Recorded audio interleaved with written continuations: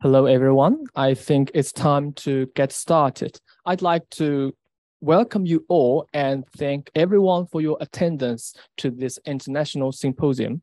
Firstly, let me introduce myself.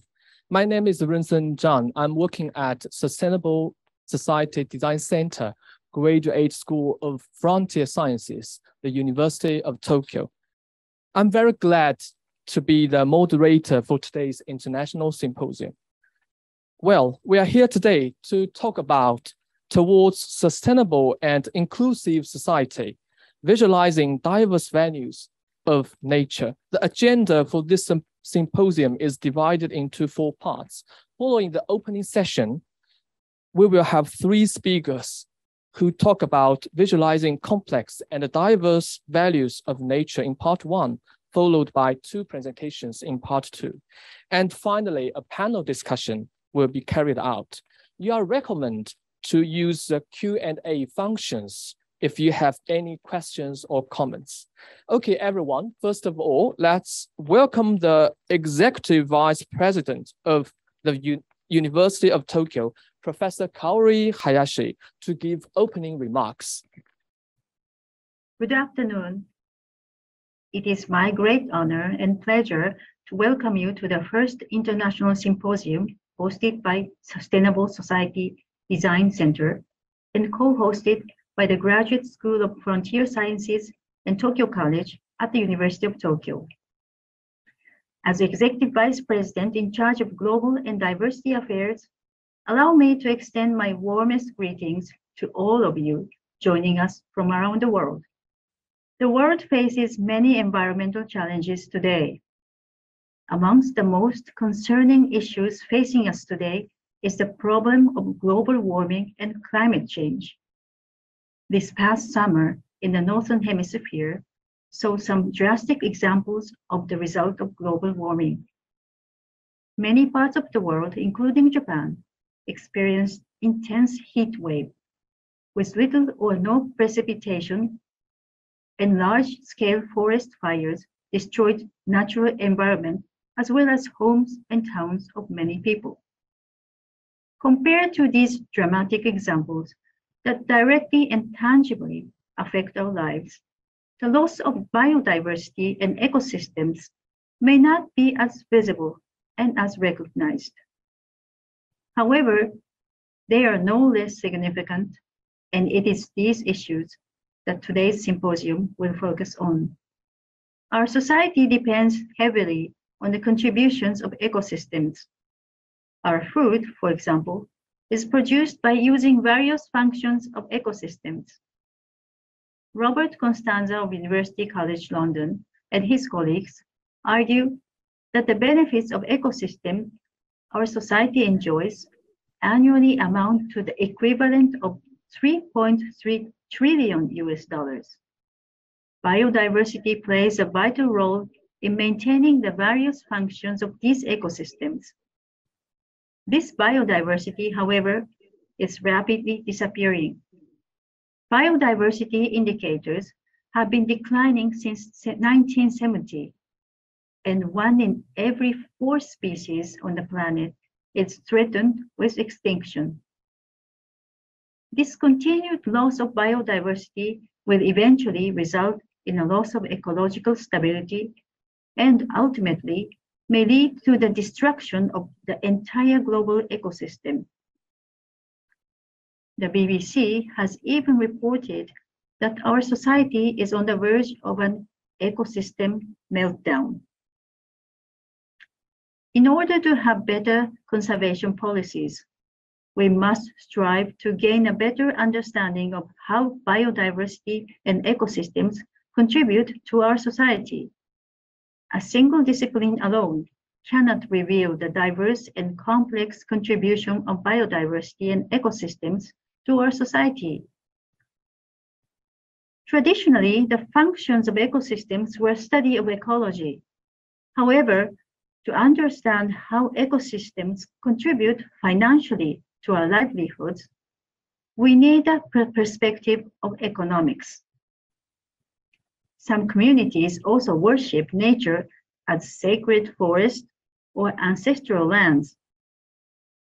We need insights from anthropology and sociology to understand how the relationship of these communities with nature affect the land while contributing to the maintenance of complex social networks.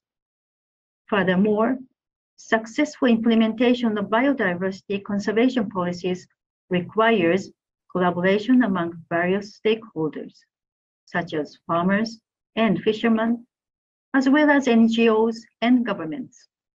The Sustainable Society Design Center of the Graduate School of Frontier Sciences was established this past April to address these challenges. The center incorporates diverse perspectives from multiple disciplines with different stakeholders.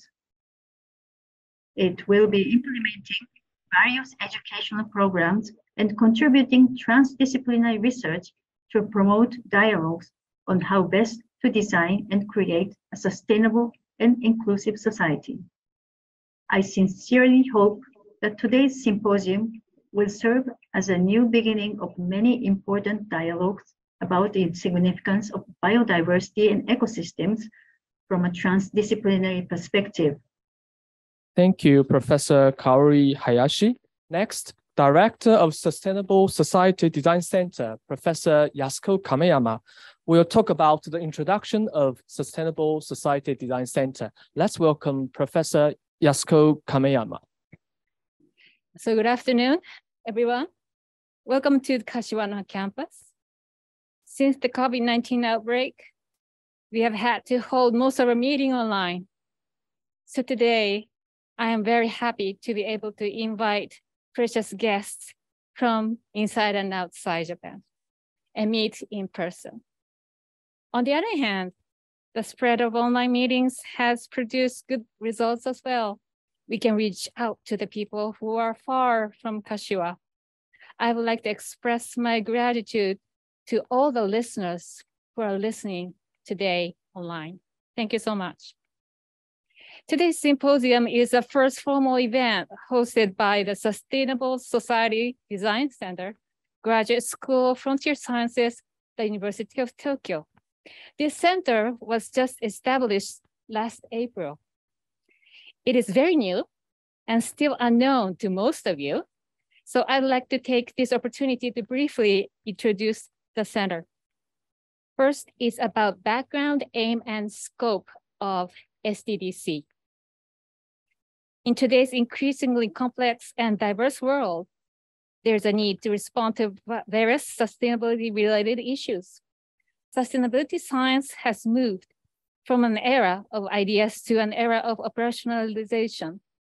It is an urgent task not only to systematize sustainability science as an academic discipline, but also to educate global leaders in various fields and conduct truly interdisciplinary research and education by collaborating with a variety of stakeholders. So against this background, the center will provide students from diverse academic backgrounds with full education in sustainability science, as well as developing recurrent education programs for people at work. Through its education programs, the center aims to develop human capacities to design a sustainable society and contribute to the global commons and in various fields. To fulfill this aim, the center conducts two types of education programs. First, we have a program for graduate students, all taught in English. Graduate program in Sustainability Science Global Leadership Initiative, or GPSS-GLI, was initially established back in 2007, before this center was established by Professor Mino, who is here today as one of the panelists in the later discussion. And I would like to thank Professor Mino once again for his effort to establish this excellent education program. Second, we have programs for business persons, those who work for companies. The world is making a rapid transition in terms of sustainability, so university education 10 years ago is already outdated. The center provides those adults with the latest education. Currently, we have 2 programs. Smart City School, the first one, is a training course where people can learn how to design sustainable cities. The second is a University of Tokyo MIT industry joint program for professionals and graduate education. This is another training course where people can learn systemic thinking necessary to introduce various technologies into society. In the near future, the center wishes to strengthen these 2 types of education programs to further enhance educations to change today's society into a more sustainable one. So once again, this symposium is the first memorial event the center is hosting. I am very much pleased that we've selected biodiversity and nature conservation as today's theme. I think it is a very important topic which Japanese people pay relatively little attention to. I look forward to hearing keynote speeches and discussions. Thank you so much. Thank you, Professor Yasuko Kameyama. And now I would like to welcome our next speaker, Professor Mayumi Fukunaga, who is an associate professor at the Graduate School of Frontier Sciences, the University of Tokyo. She will talk about the purpose of this international symposium. The floor is yours, Professor Fukunaga. Good afternoon, everyone. First, I'd like to thank you for attending this symposium. My name is Mayumi Fukunaga, an associate professor of environmental ethics and environmental sociology at the Graduate School of Frontier Sciences. As a scholar who pursues multi-species ethics, I share many concerns with the issue of this symposium.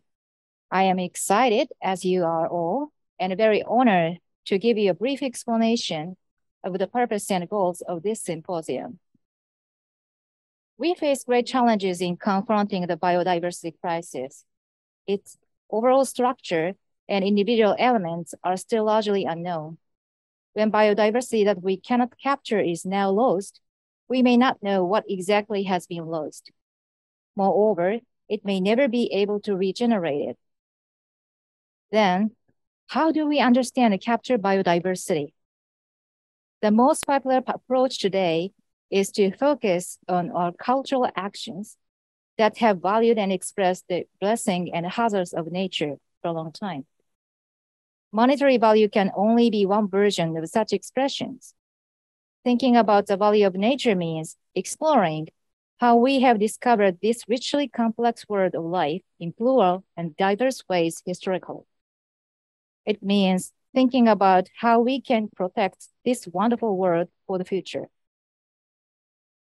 Well, the first part of this symposium will feature 3 speakers leading the academic debates on these plural and diverse values of nature. The 3 speakers are very active in IPBES, the International Science Policy Platform of Biodiversity and Ecosystem Services. Dr. Unai PASCUAL is a professor at the Basque Climate Change Center and the chair of the Value Assessment Team of IPBES. He will tell us how urgently we need a paradigm shift of our value systems of nature toward a sustainable society. Then he will suggest that its pathways to transformative changes should be just and inclusive. Dr. Rachelle GOULD is an associate professor at the University of Vermont. She has taken an essential role in the IPBES to map the cultural values of nature interdisciplinary. She will propose ideas for transformative changes, particularly the ones about leverage points today, and how we can achieve them. Professor Ishihara from our Sustainable Design Center will talk about her biodiversity evaluation project in Grenada. Her discussions will describe the difficulties and challenges of evaluating non-monetary values of nature and how reflect those to policy making. Ultimately, she will suggest how we can improve the political situations to move forward, even if it is difficult. After the above international discussions of nature values in part 1, we will have 2 Japanese case studies in part 2. The community-based evaluation can capture biodiversity and its values well. Mr. Jun Mizoguchi, Vice Mayor of Ikeda Town, has revitalized his community by empowering residents to speak for themselves and be proud of the value of biocultural biodiversity and nature. In the other case study, Mr. Makoto Umehara, a well-known concept designer in Japan, will talk about how to express the diverse values of a watershed and how to design a business. Well, even it is very hard for us, that will continue to protect its richness. Both cases position biodiversity as a core of creating sustainable and resilient local communities. And in part 3, we will have 4 panelists take the stage. Based on the discussions in part 1 and 2, they will discuss what kind of transformative change we can aim for and how relational values, we call, can be an essential concept. Dr. Hiroyuki Kami of the National Graduate Institute for Policy Studies has been working on biodiversity conservation as a professional in policymaking. Dr. Shizuka Hashimoto of the University of Tokyo is a leading scholar in IPBES meetings and greatly contributes to the issues for Japan while relocating the Japanese cases and international discussion. Dr. Yoshida of the National Institute of Environmental Studies is one of the authors of the IPBES Value Assessment Report as well, and has worked on the transformative change with her recent focus. And Dr. Takashi Mino of the University of Tokyo has been involved in sustainability education for a long time and has rich experiences in interdisciplinary human resource development. With the audience's help, we would like to discuss how we can create a sustainable and inclusive society by capturing the diverse values of biodiversity that support the richness of our world. These are the objectives and goals of this symposium. Now, the symposium is about to begin. I am as excited as you all are to hear our speakers. Thank you for your kind attention. Thank you, Professor Fukunaga. Now let's move on to the part 1, visualizing complex and diverse values of nature from IPBES to national ecosystem assessments. In this session, we will have 3 presentations. Firstly, Professor Unai PASCUAL, professor at the Basque Center for Climate Change, will give us a keynote speech on transformative change and environmental governance. Professor Unai PASCUAL, the floor is yours. Thank you very much. It's an honor to be here at the Sustainable Society Design Center, this very young center, which promises an incredible, very fruitful work and interaction, both in Japan and internationally. These types of centers are really needed around the world. It is a great pleasure to know that this is happening here, that University of Tokyo has created this center, and I really hope that this center will very successfully follow its own path, also in collaboration with other centers around the world. What I would like to share with you today is a very simple and intuitive idea, but it's also an idea that is based on very good science from around the world. Science that has focused on climate change. The Intergovernmental Panel on Climate Change is providing information regularly to society, to policymakers, about the situation that we are facing today, but also the options we have to, in a way, address this very complicated problem, the problem of climate change, global warming around the world. The small sister, small because it was born later, about 10 years ago, the Intergovernmental Platform on Biodiversity and Ecosystem Services does something very similar, but it doesn't focus so much, or the priority is not climate change. The priority of the focus is biodiversity and all the benefits, all the contributions that nature provides to humankind, but also to nature itself. These 2 bodies of knowledge, these global bodies of knowledge, have to come to a very powerful conclusion. So far, I mean, there's plenty of more work to be done, but so far, one of the main messages of these two bodies is that we need transformational change. We need to transform the way we manage nature, but we also need to transform the way we interact among humans and the instruments that we use and the policies that we enact for that interaction among humans and nature to be more sustainable, fair, and inclusive. This is a shift in the way scientists, the global scientific community, is addressing or talking about these problems. These are not technical problems anymore. These are very complex problems that require very careful thinking about how we govern them, what kind of institutional systems we put in place to create governance that, as I said before, is conducive to more sustainable and just futures for all.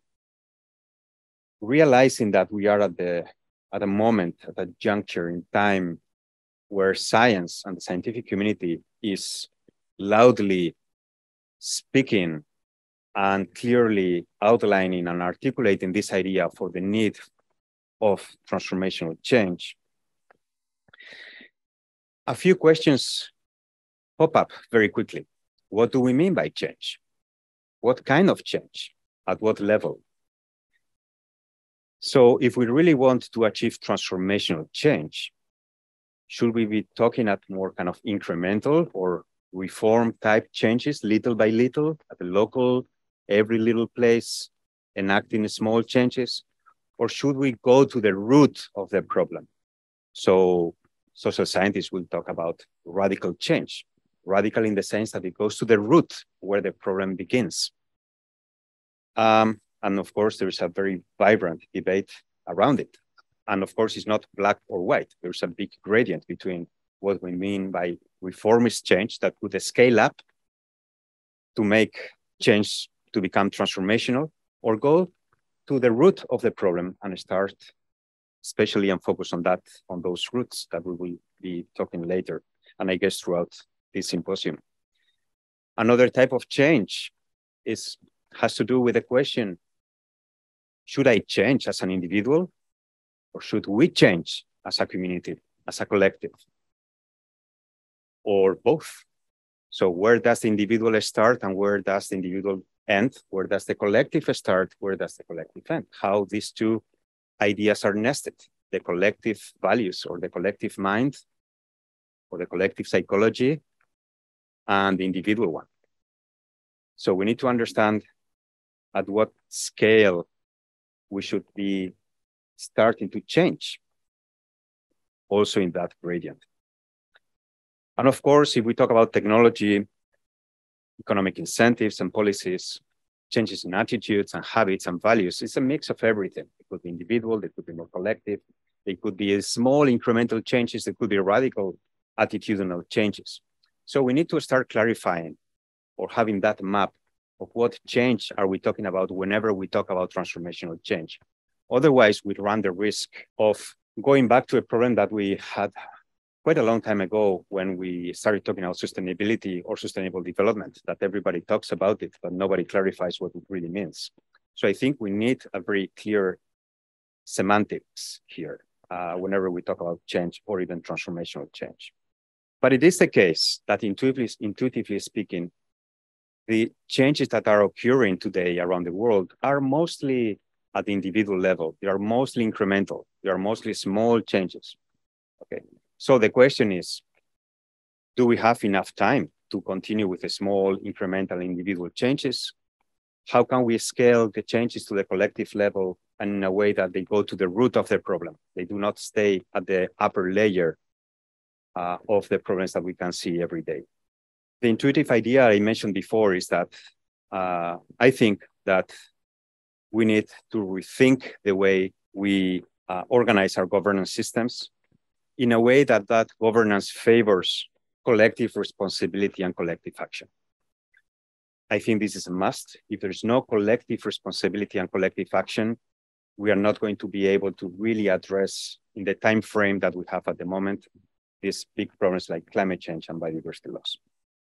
So that brings this idea of transformative governance. And there's a very interesting, simple definition which says, well, transformative governance is that kind of governance that deals with formal and informal, therefore public and private rules, rule-making systems, and actor networks at all levels of human society that enable transformative change. Yeah, but remember that we have to define transformative change first. So this idea of transformative governance at least should engage with three key questions. Whether and to whom transformative change is desirable, because transformative change is not desirable for everyone, especially for those who prefer the status quo, those who have vested interest for things not to change so much. And if they change, that they change slowly and only incrementally. So when we talk about transformative change, we're talking about actually decision-making. But who takes decisions? Who is involved in those decisions? Who is in and who is out of the decision-making boards, okay? And therefore, which values, perspectives, opinions count and which ones they don't, okay? So I think these are three very simple, very intuitive questions that we should ask ourselves if we are really meaningfully want to talk about transformative change and therefore transformative governance. I'm going to talk very briefly about a report that was published last year. It was the first report in which the IPCC community and the IPBES community cooperated or worked together collectively. What this report basically says, and well, it says many things, but again, I like to go to the more intuitive aspect of the information that these global bodies provide, is that the biophysical elements, the interconnection between biodiversity and climate, which is there are very important interconnections between the two. We should not be looking at these two problems as if they were isolated or independent. This biophysical element is connected to society in many different ways. So when climate or biodiversity changes, restricts or enables different types of decisions at the social level. It might trigger different types of values and attitudes and responses from society, which in turn feed back through decisions, individual and collective decisions, back into the biophysical element. So whenever we talk about climate or biodiversity or society, it is time, and this is what the IPCC and IPBES are saying, that we need to be talking or using a very integrative and holistic perspective. That's kind of a shift from the way science has been operating for a long time to this day. Of course, if we continue as business as usual, the outcomes are co-detrimental. We know biodiversity loss is happening at an accelerated pace and climate change as well. So if we continue as usual, then the outcomes are going to be a lose-lose. If we do some reformist changes, and especially we focus at the individual level, but in many places at the same time, it is very likely that some things will get better, but we will face very hard trade-offs between biodiversity conservation and climate change mitigation and adaptation. So what we should be looking at are for options for transformative governance that lead us to kind of a more win-win solutions, even if we know as scientists that win-win solutions are always very elusive. We are living at a time where hard trade-offs are usually the norm. But at least heuristically, conceptually, we think that in order to move to that win-win solution space or outcome space, we need to go for more kind of transformative governance operations. So transformative governance should ultimately be about triggering what scientists define as social tipping points. Are those points that beyond which an accelerated feedback response happens that is usually significant and irreversible. And that change happens at the social level. And we can be talking about attitudes, changing in values that are more sustainability aligned, that would be conducive to more sustainable and just futures. And there are many examples out there, but we need to do more research about those kind of social tipping points and what triggers them. We can be thinking about flying less, and the scientific community is very conscious about it. Maybe not the whole global world about it, but we have to start from somewhere. And as long as we tip the point, this can trigger big qualitative changes. But we can be thinking about diets, what we eat, what we grow, where we sell, where we buy, okay? And there are movements, especially in urban contexts, that are starting to be conscious about this. And there is a potential for a social tipping point there. Firms and companies are starting to be worried about investing in actions that require portfolios in which fossil fuels are important. So they're starting to disinvest. Many universities around the world are disinvesting in fossil fuels. Will we reach that tipping point where we will trigger a qualitative change, which will be so big, so quickly, that firms will feel ashamed to continue investing in fossil fuels? Maybe, and hopefully so. And the same for biodiversity conservation. So I've just put this figure. I don't have time to go through it, but it's a metaphorical figure to say, okay, we start in the current situation, and we can take different paths. Some paths, which are kind of the reddish, orangey ones, are co-detrimental, are those pathways that lead us to co-detrimental outcomes. So lose-lose outcomes for biodiversity, lose-lose outcomes for climate, but that could also have, likely have, bad outcomes for people, for the majority of the people in the world.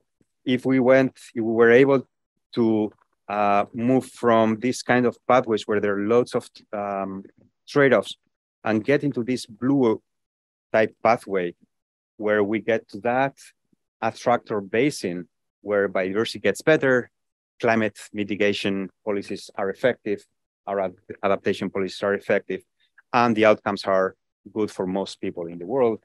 That ideal dream type situation is the one that I mentioned, that for which we need transformational governance. But I invite you to read and go through the summary, at least the summary of this report.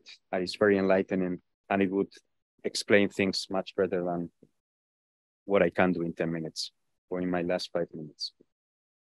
But something very important that this report also mentioned is that social tipping points is also about reimagining concepts like development and progress.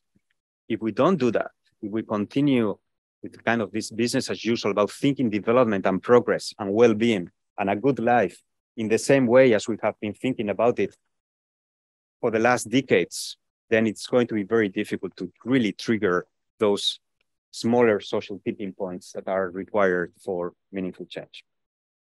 So again, ultimately, transformative governance is about transforming social norms, the norms that we give to ourselves, and that then are enacted in formal rules, even constitutions, policies. But this requires shifting predominant values towards sustainability-aligned values. And the next speaker, Professor Gould, will deal with this idea of what we mean by values. How can we understand values? What types of values exist out there? But I would like to say, with our kind of start ending with a positive tone, that there are many, many opportunities to embed sustainability-aligned values in decision-making, and therefore to make transformational governance a reality. This July, values assessment of IPBES was released or approved. Here you have the QR to get to the summary for policymakers, which is a short report of about 30 pages, in which we have been working very hard for the last 4 years, almost like 300 experts from around the world, including Japanese experts. And we talk about the need for transformational change and transformational governance from a values perspective, but I will leave this to Rachelle. What I would like to end my talk with is a very intuitive idea. Again, intuition, common sense, is that we all want to go for a more just and inclusive and sustainable future. There's no one who would say the opposite, no one. The problem is that we define sustainability and justice and fairness and inclusivity in different ways. And there are therefore different potential pathways for different communities, different people, different sectors that they would like to take to reach their kind of objective of sustainability. And this creates a problem, not in the sense that it's not good to be located or try to get into a pathway that leads to sustainability, but we need to understand each other, which pathway we want to get in. And the values assessment did a very interesting and very insightful review about at least 4 different pathways that are very prominent in policy dialogues and in science. One is the green economy. The other one is the kind of the post-growth or degrowth type of pathway to sustainability. Another one is called earth stewardship. And another one is usually called nature protection, which is just protecting land irrespective of people living in that land or not. So what we found in the values assessment is that regardless of which pathway may predominate in policy, any of these four pathways, they all share two broad values or two general values. One is intergenerational justice, and that's very connected to our 80s definition of what sustainable development is about. And another one that we have, humanity has to must respect biophysical limits at all scales, from local to planetary scales. Regardless of which pathway, regardless of what definition of sustainability, this is shared among them, among these different pathways. But again, let's be honest that we need to understand which pathway different governments or private sectors or local communities want to take. Because if we don't do that and if we don't negotiate across pathways, we are going to get into conflict. Why? Because the underlying values that go with each of these pathways usually are different. I said that two broad values are more or less the same, but the others usually tend to be quite different. And this is something that Rachelle will talk about in some way when she deals with what we mean by values and how to categorize those values. And because conflicts will be the norm when we try to select the right pathway, if there is any right pathway, what we need are procedures of negotiation that are just and ethically justifiable. So we need ethical processes that will lead us to select which pathway we want to take for a firm, for a local community, for a government, for the planet. So ethics is at the heart of sustainability, is at the heart of values, and is at the heart of transformative governance. So thank you very much for your attention. Thank you, Professor Unai Pascual. Let's welcome the next speaker, Rachelle Gould, who is an associate professor from the University of Vermont. Professor Rachelle Gould, you have the floor. Thank you so much for having me. I'm so honored to be here to discuss this really important issue at the beginning of this really important center that you're all starting. So thank you so much for having me. And I'm going to build very much on what Professor Pascual just discussed, this idea of transformative change. And I'm going to specifically discuss transformative change, the question of how we get there. That's a pretty big task. What he described, it's a pretty big thing that we need to do, pretty big changes. And how do we get there? I'm going to talk about one really common idea, leverage points, and specifically how values relate to leverage points. So today, first, I'm going to describe what a leverage point is and how this concept has been used in international governance. And then I'm going to talk specifically about values as leverage points. So one of the important kinds of leverage points as Professor Pascual just ended discussing. And then I'm going to get into different types of values. So this idea of a diversity of values, I'm going to present a typology of values from the IPBES assessment and get into 3 different types of values that you see here on the screen. And last, I'm going to say a few words about the many ways we have to characterize values that allow us to talk about them and include them in our societal ethical discussions. So starting out with leverage points. Going back to physics, leverage points and leverage in general is a concept that is fundamentally about moving more mass with less effort, making bigger changes by putting less effort in. And this idea was brought into the system change conversation most prominently by Donella Meadows. This was about 2 decades ago. She started to bring this metaphor into the idea of global change. And how she described leverage points are places within a complex system of many kinds, as you can see here, where a shift in one thing can produce big changes in everything. So one way to visualize this definition of leverage points in system change is that a small force at the left side of this lever, because of the leverage point, that triangle can result in large shifts towards transformative change. So the question then becomes, what are those leverage points? What's the triangle in this image? And that has been part of the global conversation. So this is really getting a lot of attention in conversations about how do we move towards that complex change that Unai just described up here. How do we get there? This is one way to do this more effectively. As Unai mentioned, the Intergovernmental Science Policy Platform on Biodiversity and Ecosystem Services is what we've been very involved with, the sister of the IPCC. And the global assessment of this platform, IPBES, came out in 2019, and it had two main conclusions. What Unai has already discussed is that we need transformative change. One of its main conclusions said that. Another one of its main conclusions said that leverage points are a core approach that can help us to achieve transformative change to move towards sustainability.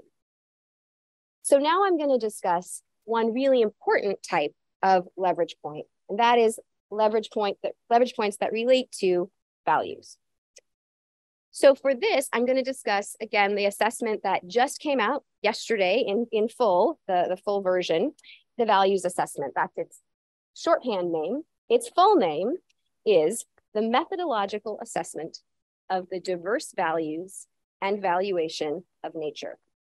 That's a lot. It's kind of a mouthful. So to break that down, I think it's helpful to break it down because it really demonstrates what this assessment is doing.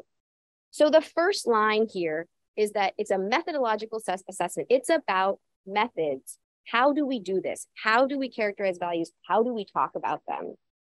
The second line here is that it focuses on diverse types of value. This is often called plural valuation in the literature. This idea that we need to be moving beyond talking about value in one way to talking about it in a diverse way. And the last line about valuation, this is where we connect to decision-making. So we need to understand how we can connect these diverse types of value to decision-making. And the values assessment identified, after all of this work that Unai described, identified four leverage points related to values towards transformative change. The first is to undertake valuation that recognizes the diverse values of nature. So to do valuation, but in a way that's incorporating and acknowledging multiple types of value. The second is to embed that valuation into decision-making. So we don't just do that valuation, we don't just talk about it, we then bring it into the way that we're making decisions. The third is to reform policies and regulations to internalize nature's values. So that second one is about embedding into decision-making processes, very related to this discussion of ethics and the process, the procedural justice that Unai was talking about. And the third one is about changing our policies and regulations so that they incorporate and they express values. And the last is to shift underlying societal norms and goals. So this is really values change, really shifting towards values that are more aligned with sustainability. Today, I'm going to focus on this first one, because if we don't do this one, if we don't understand how to do this first leverage point, the other ones are going to be very difficult. So the question that arises immediately when you recognize that we need to value diverse values of nature is, what are those? What are the diverse values of nature? So that moves us into the next thing I want to discuss, which is the typology that the values assessment produced. And this was at the very basis of that last figure that Unai was showing, with the changes, the different pathways that we can take. Underlying those different pathways is this typology of values, because understanding the diversity in values allows us to have those conversations that we need to have. So this is the core of the IPBES values typology. 4 main concepts, 4 main types of value that are nested within one another. So the broadest, biggest foundational type of value is worldviews and knowledge systems. Those are ways that humans interact with and conceive of the world very fundamentally. Within worldviews and knowledge systems, values and indicators are nested. So we understand values nested within worldviews and knowledge systems. So the other 3 types of value, moving sort of up the chain, broad values, those are guiding principles and life goals that transcend situations, so they're applicable throughout life. So those would be things like harmony or responsibility. In general, things we believe in that are important. Specific values are values that are related to and relevant to particular situations, to specific situations. So those are context-specific values. Value indicators are measures and descriptors that allow us to talk about values. So it's very difficult to talk about values. Indicators are tools that allow us to talk about values. Today, I'm going to focus on specific values because this is one of the places that these conflicts often come up that Unai mentioned that are really important to talk about when we're talking about procedural change and governance. Specific values are really important. So IPBES divides specific values up into 3 types of value. And I'm going to define these 3 types of value for you and then give you an example of how they would manifest and the kinds of values associated with a particular system. So first, instrumental value. Instrumental value is a value of nature as a means to something else. So it's the value that nature provides to humans. It's what we get from nature, the value of what we get from nature, which, as has been mentioned, is everything in the world. Everything in our lives, everything comes from nature. That's instrumental value. Intrinsic value is quite different. That intrinsic value is the value of nature in and of itself. So nature, without reference to humans, irrespective of reference to humans, has value, and that value of nature in and of itself is intrinsic value, very connected with a moral value. And relational value is that the relationship itself matters. So this refers to values about the relationship. So it's not just nature over here on its own that's valuable, that's intrinsic value. It's not what nature is giving to us. What matters is that relationship itself. That is really important, and we need to be able to talk about that because you can't separate in the way that these other 2 forms do. So what, for example, would this look like? What values would be associated with the Sato Umi system? So I've never been to one of these. I have not studied these in detail, but I've read about them because there's some really interesting work coming out of Japan about Sato Umi systems and the ways different values are integrated into them. So from a non-expert on Sato Umi, I will suggest that instrumental values from a Sato Umi include that they supply fish that people eat. They provide a place for recreation. Things like eelgrass can be used for fertilizer and fuel. Many, many more. These are the things we get from a Sato Umi system. Intrinsic value would be that the system provides habitat for hundreds of species who have a right to live. It's an impressive functioning system in and of itself. Many more values. And relational values would include identity that's connected to place, responsibility to care for place, and social cohesion, social capital and cohesion that is connected to and intertwined with interacting with the place. And again, many more. So to say a little bit more about this relational value piece, Sato Umi have been shown to be a really good example of a system where relational values are crucial.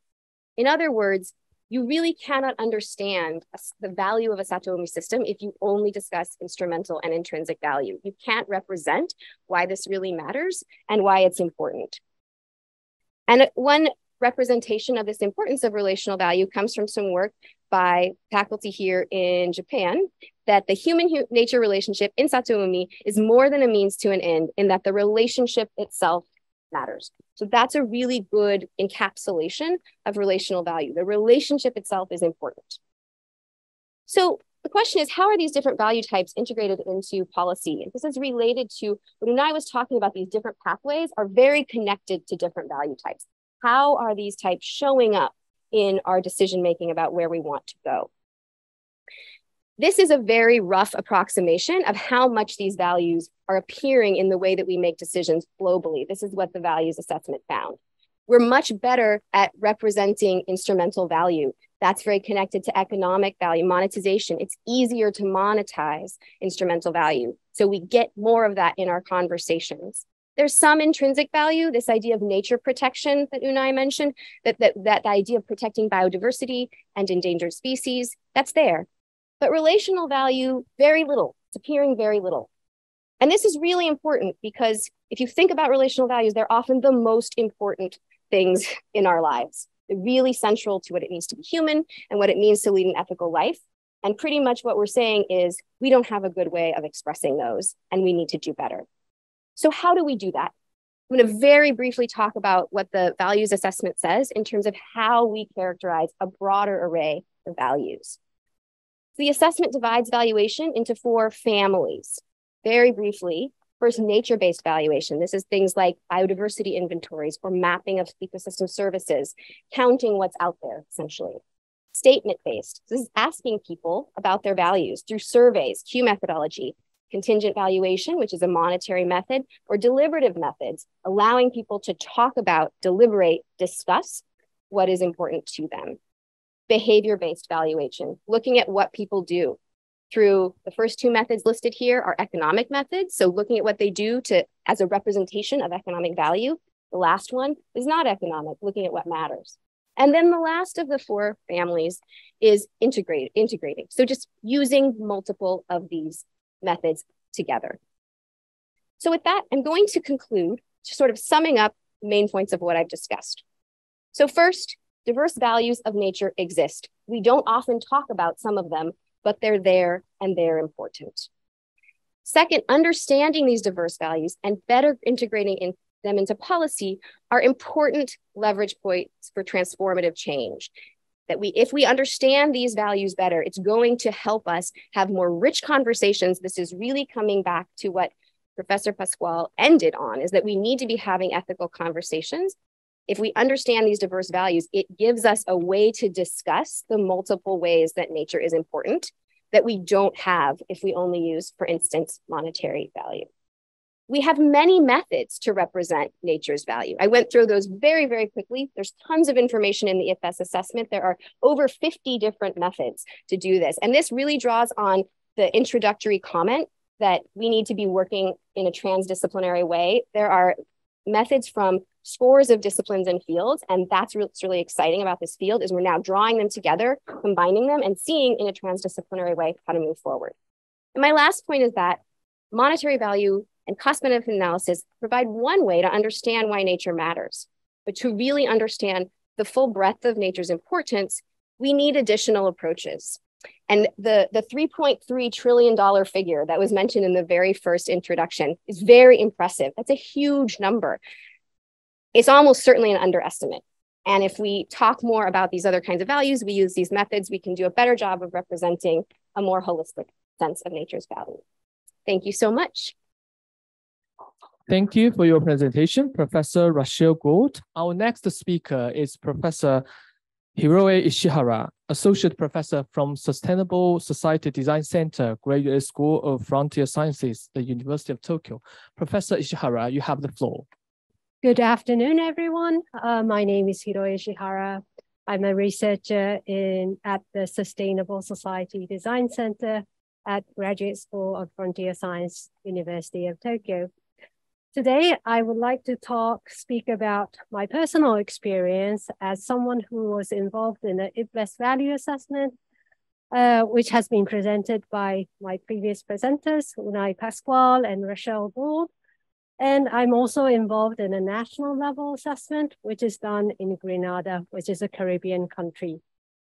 So far, the previous presentation have touched on how biodiversity and ecosystem contributes to a global society and why transformative change is necessary to conserve them at the global level. However, to implement policy on the ground, we need much smaller scale like national level. Currently, based on the global framework decided or presented by IPBES, National Ecosystem Assessment, or NEAs, are implemented at the national level. These NEAs become the reference point for future national policy. And in Japan, there was Satoyama Satoumi Subglobal Assessment in the 2000. And in UK, there was UK NEA and follow-on activity during the 2010, just to mention a few. These NEA processes are starting to be implemented in developing countries with the guidance of World Conservation Monitoring Center, which is under UNEP, the Environment Program. I am currently involved in the one implemented in Grenada. So let me begin by stating a little details about Grenada. So Grenada is a tri-island state composed of the main island, Carriacou and Petit Martinique. Its land coverage is around 344 kilometers, which is approximately the same size as Fukuoka City in Japan. The population of the island is around 112,000, which is equivalent of small city like Akishima or Kogane in Tokyo area. When we can see that the Grenada is a small island country to this end. The economy in Grenada is very much based on agriculture and tourism. As you can see from this beautiful blue sea, it is one of the popular destinations for Caribbean cruising. Grenada is further known to be the Spice Isles, especially the nutmeg production is one of the key exporting industry. And nutmeg was brought in from Indonesia by the colonizers in the 18th century. So we can see that this country is heavily dependent on ecosystem. And without protecting the ecosystem, especially the coral reef, it is impossible to attract tourism. Also, agricultural production is heavily dependent on various services provided by nature. Considering these points, Grenada was chosen as the first island and Caribbean state to implement and participate in the National Ecosystem Assessment, the NEA. The NEA is implemented by the local NGO called Caribbean Natural Resource Institute. In short, it's called CANARI. The scoping exercise was done in 2019, and we are currently at the evaluation stage. We just finished submitting the second order draft of NEA, and some of my colleagues are currently doing a workshop with the stakeholders in Grenada. And we are hoping to finish by early 2023. One of the unique aspects of Grenada's NEA is the focus on its participatory approach. This is a picture from one of the workshops that was held during the scoping exercise. There were 7 community and civil society organization consultation.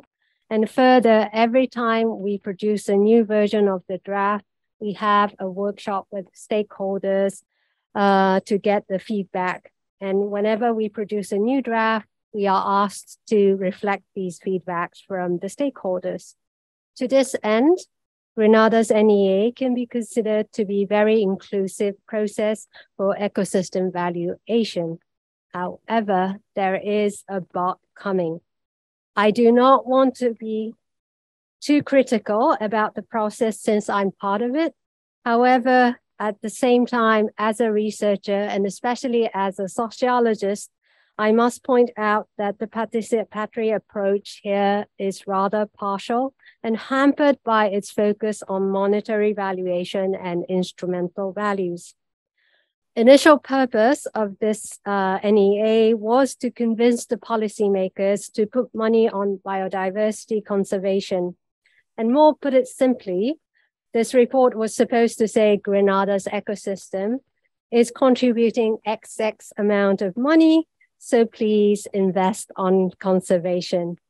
To achieve this, from the very beginning, there was a lot of focus on the monetary valuation and instrumental values.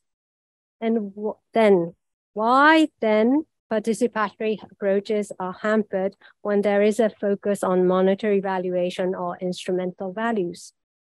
To understand this point, we need to consider what is prioritized and what is ignored in monetary valuation.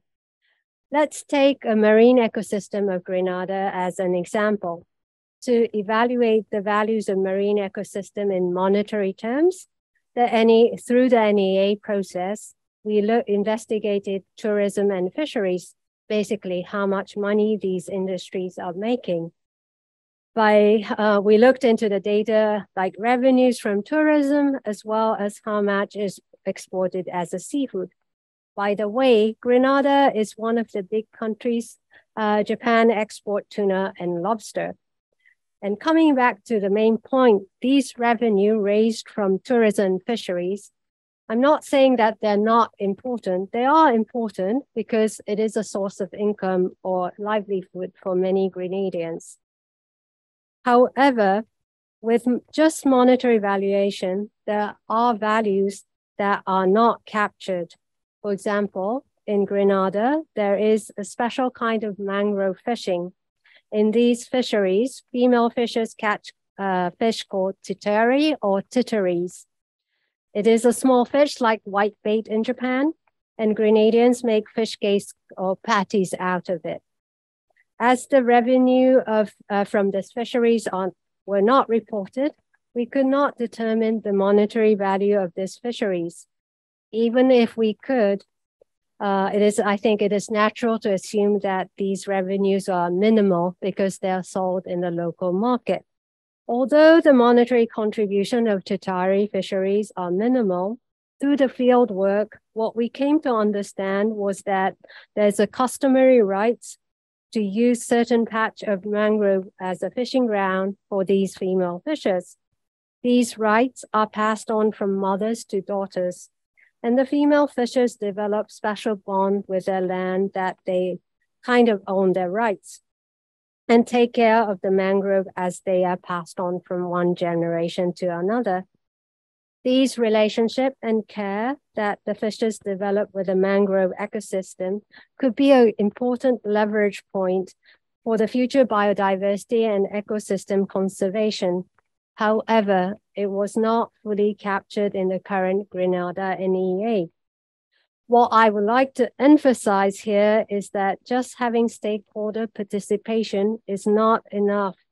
We need to incorporate different types of values, such as relational values and intrinsic values in the NEA process so that we can reflect local stakeholders' voice, especially what is important for the local stakeholders. Without such incorporation, policy designed out of these findings of NEA will continue to conserve biodiversity and ecosystem for the elites, such as those involved in tourism or main fishery sector, marginalizing these female Titari fishers, which may result in a severe environmental injustice. At the same time, to be fair with Grenada's NEA, I would like to mention the challenges that lie ahead in incorporating these diverse values. For example, relational values often cannot be expressed in monetary terms. This is quite clear from Titari's case. This creates a problem of aggregation into one unit, or what we call the incommensurability issue. We can no longer tell to the policymakers the value of the marine ecosystem in Grenada is this and that amount of money, so invest this and that amount of money. The message pertaining to biodiversity and ecosystem becomes complex and messy at times and becomes difficult to translate into policies. Moreover, at more practical level, incorporating different values requires collaboration between researchers from different disciplines, as well as stakeholders, and to conduct transdisciplinary research. Although transdisciplinary research sounds good, it is not easy to implement on the ground. Often the communication between different researchers from different disciplines are not easy. And furthermore, the communication between stakeholders are much more difficult to do. However, in concluding, I would like to mention that despite these challenges, incorporating different values is required if we want to have transformative change for an inclusive and sustainable society. One of the mottos of SDG is leave no one behind. And to achieve this goal in the field of biodiversity, I strongly believe that it is necessary to incorporate different values and accept the messiness of these different types of values. And to this end, I think Japan is uniquely positioned. As Rachelle mentioned in her presentation, Satoumi is very unique to Japan.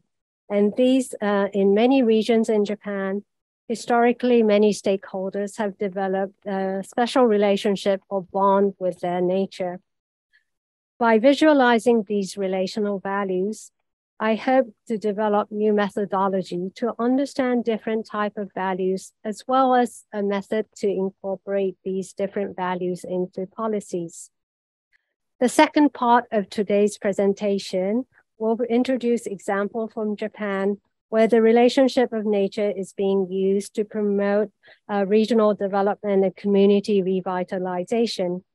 I am very much looking forward to these presentations because although these regions do not call their relationship with nature as relational values, but I personally believe that it is possible to capture in terms of relational values and analyze these cases. By doing so, we hope that the Sustainable Society Design Center, which was newly established, will become the hub for study of these plural values and incorporating plural values into policy. Thank you very much for your attention. Thank you very much, Professor Ishihara. Now, I would like to open the floor for any questions or comments. So if you have any questions. Okay, thank you so much for your presentations. And because I'm expert in climate change policy, I tended to compare climate change with biodiversity. And I believe that evaluation of nature is much more difficult than evaluating climate change related policies because of that diversity of values. So in terms of climate change, the only measurement is greenhouse gas emissions. Yeah, so one way to come to an agreement among stakeholders is to increase the amount of communication. And I think it's relatively easy to reach a kind of an agreement. Like you see the citizens' assembly being conducted in some countries in Europe, and just ordinary citizens comes to a group of people, communicate, and they would understand the importance of reducing emissions. But on the other hand, in terms of nature, I think people's perception of nature is very different from one individual to another. So even if the stakeholders get together and communicate, I think it'll be much more difficult to reach a single agreement in terms of level of protection or conservation of nature. So, and Ishihara Sensei also mentioned about the difficulty of communicating between stakeholders from the first place. So I would very much interested to ask you then, what will be a way to come to an agreement at the level which is sustainable? Well, the level sustainable itself is quite difficult to define. How that said, that was my question. Thank you very much. That's a very, very important, very interesting question. And we would need possibly hours to try to agree on a potential effective answer to this. But in a couple of months' time, in Montreal, we will have the COP15, CBD COP15.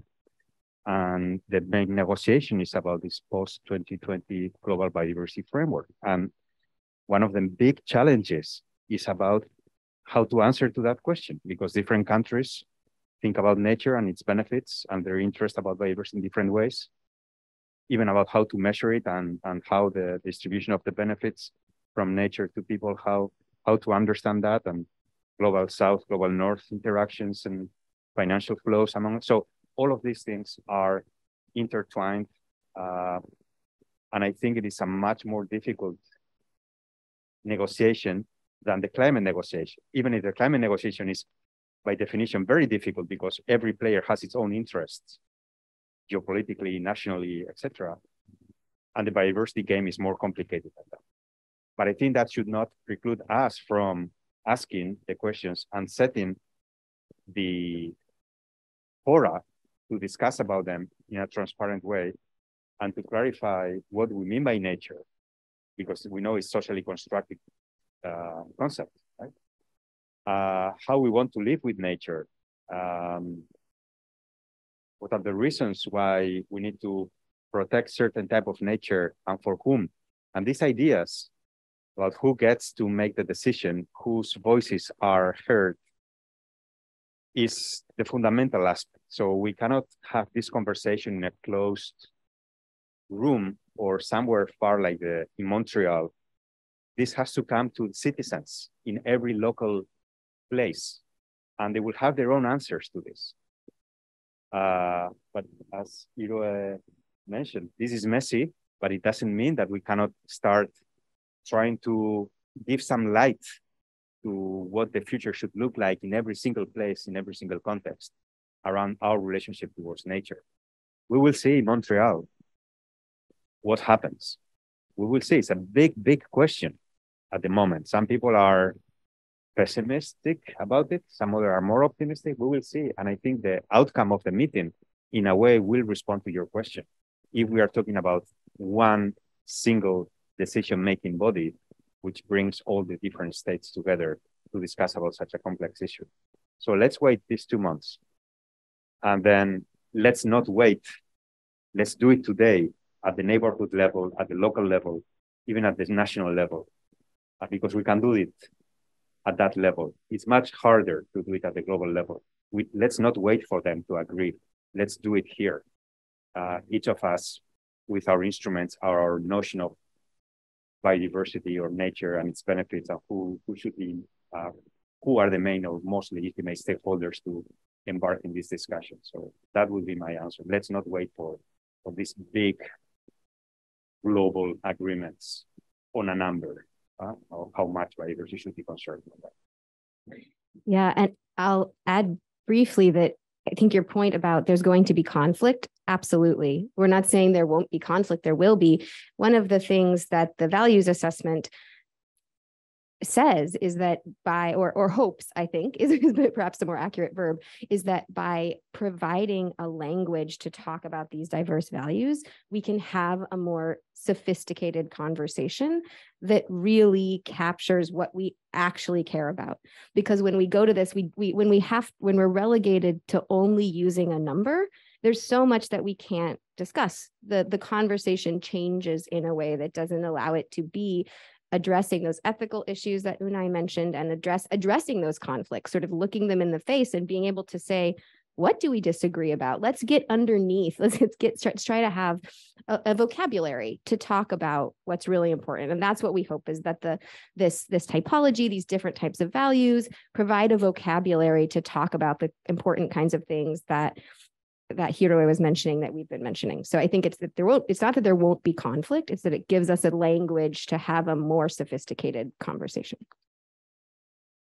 Okay, any other questions? Okay. Thank you so much for your insightful presentations. I'm interested very much in perhaps the second item that Professor Gould mentioned about decision-making, or what was just mentioned as conversation, changing conversation. I think many agree that increased participation of diverse stakeholders and engagement is of value. We can agree on the outcomes being of many dimensions. What is it about in between the two? In the moment, even at the local level, where there is a changed conversation with stakeholders, I'm concerned a little bit about performative workshops, which I think occur quite a bit, where the outcomes are no different, but there was more participation. So how can we as researchers begin to detect or understand the characteristics of the changed conversations, and in particular see in the moment that there's something that can lead to that leverage point, that can lead us from the local minima to more systemically relevant values? How can we begin to understand those mechanisms rather than just discussing the preconditions and the outcomes we want? Thank you. Yes, so to clarify, the question is the link between having the conversation and having a decision-making outcome that reflects it. Yeah, and I think that's an excellent question. It's really about Unai's final point about the need for procedural attention to the processes of governance. And I think that looking at those links. So I think that given that you made that point, I think I can let you, Unai, take the answer. I think that we need to be looking at whether there's a connection, sort of this paying attention to whether what's coming up in those conversations is then reflected. It's that third leverage points. Are we seeing reformed policies? Are we seeing changes in the way that management is happening? And if the values came up in conversation, but they're not being reflected, then obviously there was some sort of performative, or not obviously, but it suggests that there would have been some. Okay, it seems we are running out of time, so I would like to thank 3 speakers for your wonderful presentations. Okay, so let's have a break, and the part 2 will start at 25 past 16. Thank you.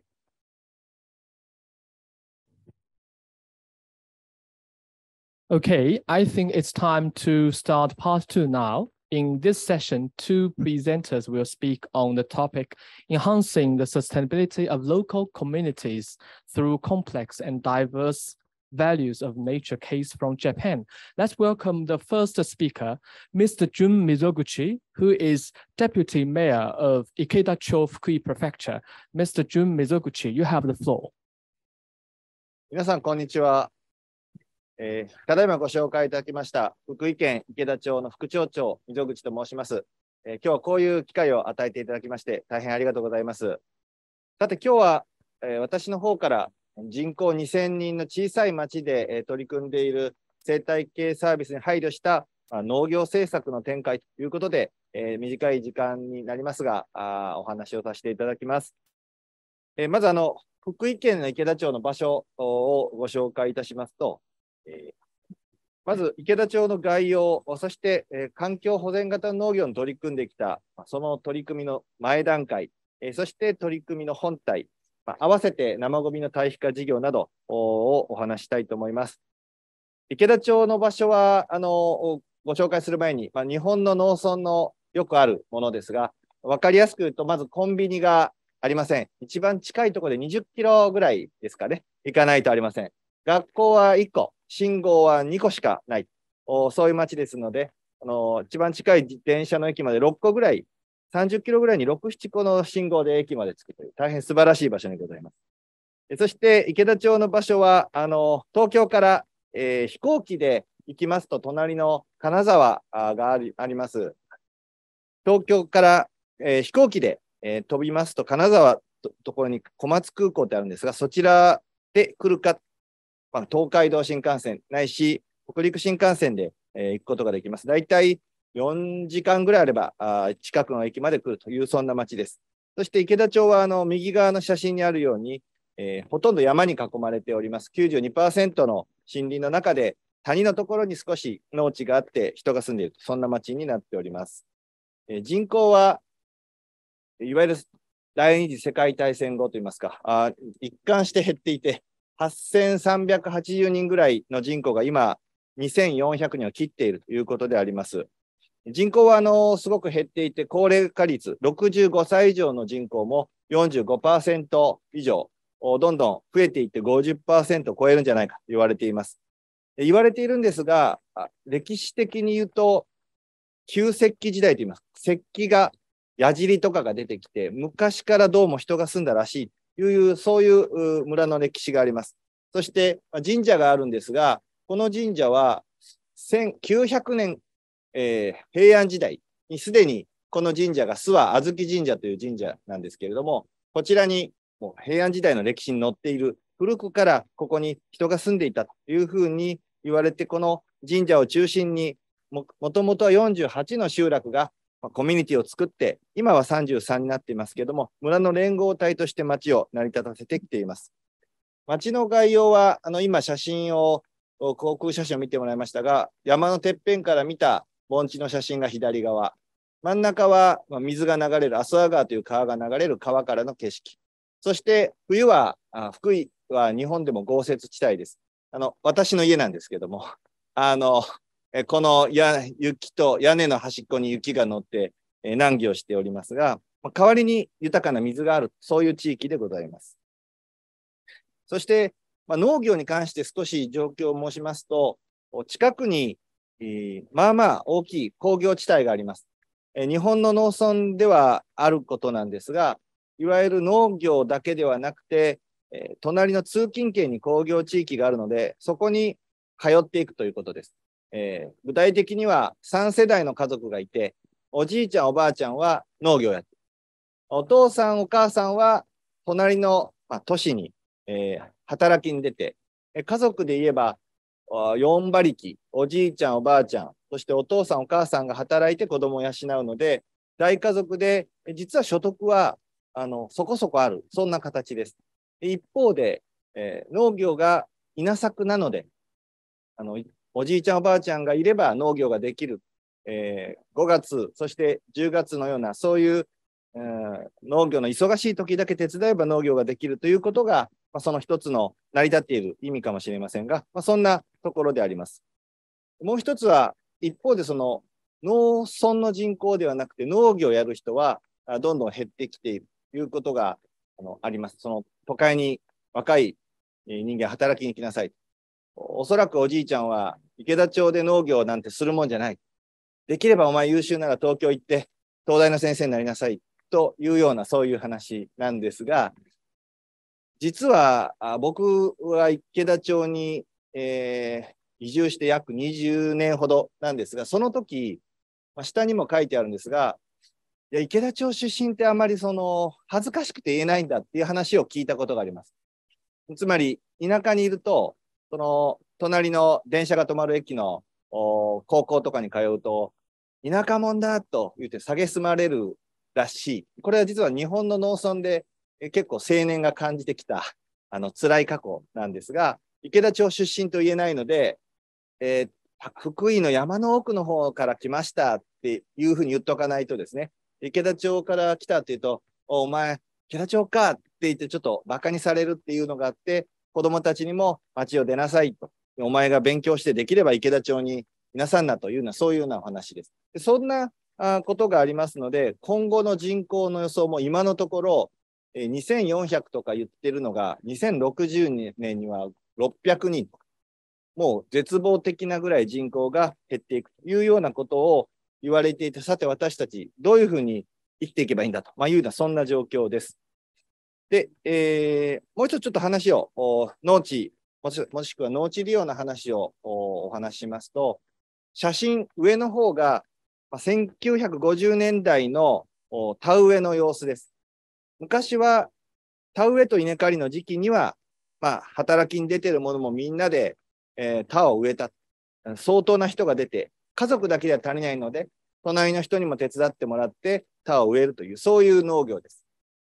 だから人口もいたとも言える。一方、ちょっと下の方、分かりにくいんですが、すごく大きい区画な土地になっています。これは国が補助金を出して区画整理という、1枚が3000平米、そういう大きさになって小さいものを まとめたことによって農業に関わる人が少なくてもいいようになった、効率が良くなったと言いますけども、農業をやることをしないといけない人が少なくても済むような農地の状況になっていて、そしてその人口も減っていったということがあります。そんな町の中で、取り組んできた環境保全型農業のちょっとお話をさせていただきます。1990年代に日本では町づくりとかそういうことが有名になりまして、池田町でもいろんなことを取り組んでいって、温泉を掘ったり、観光の吊り橋を作ったりしたんですが、最近やって、大きくトピックになるのが、このこっぽい屋って書いてあるんですが、町のアンテナショップを隣の町に作るという、そういう取り組みです。下の方に書きましたけど、山菜とか一寸そら豆とかいろんなものを作ったけどうまくいかない。今の町長が農家のプライベートブランド、一人一人のおばちゃんのブランドをまとめて100の匠を一つの品にした店作りをしようというようなお店を作りました。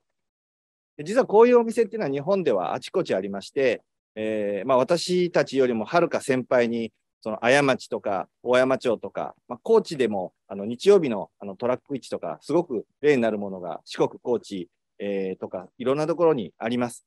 ありますが、我々はそこほど、ものもないので、おばちゃんたちがこう共同の力で、そういったことを大事にして、野菜作りをやろうじゃないかという取り組みをしております。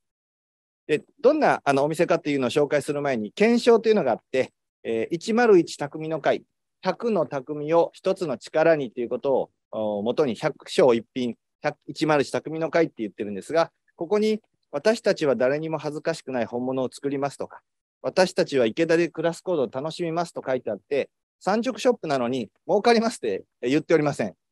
儲けはやるなということで、どんなことをしてるかっていうと、みんなが自分たちの自慢の野菜を朝、これ集会所におばちゃんが出してるんですが、このトラックに積んで30キロ離れた福井市にあるショッピングセンターに持ってきます。お店の様子はこんな感じで結構ごった返します。正直売り上げは売り上げであるんですが、朝一番にショッピングセンターガラガラな中、うちの店だけ満員になって、でうちの店の野菜がなくなったら、隣のスーパーの野菜コーナーに人が伸びるらしいんですけども、池田町のものを求めて多くの方が集まっていただきます。そして売上はもともと4000万ぐらいだったのが少しずつ上がって今1億3000万ぐらいのところの数字になって、おばちゃんたちはお金は確かに儲かっているんですけども、福井県庁のある部長さんが、福祉部長さんが、これは農業政策よりは福祉政策と言った方がいいんじゃないか。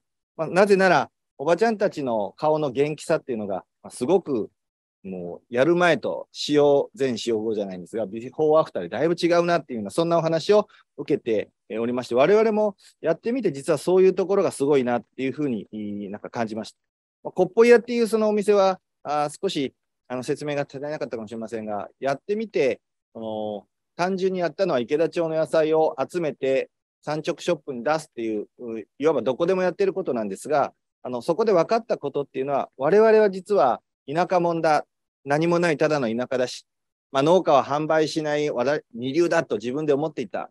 不揃いなものしか作れない。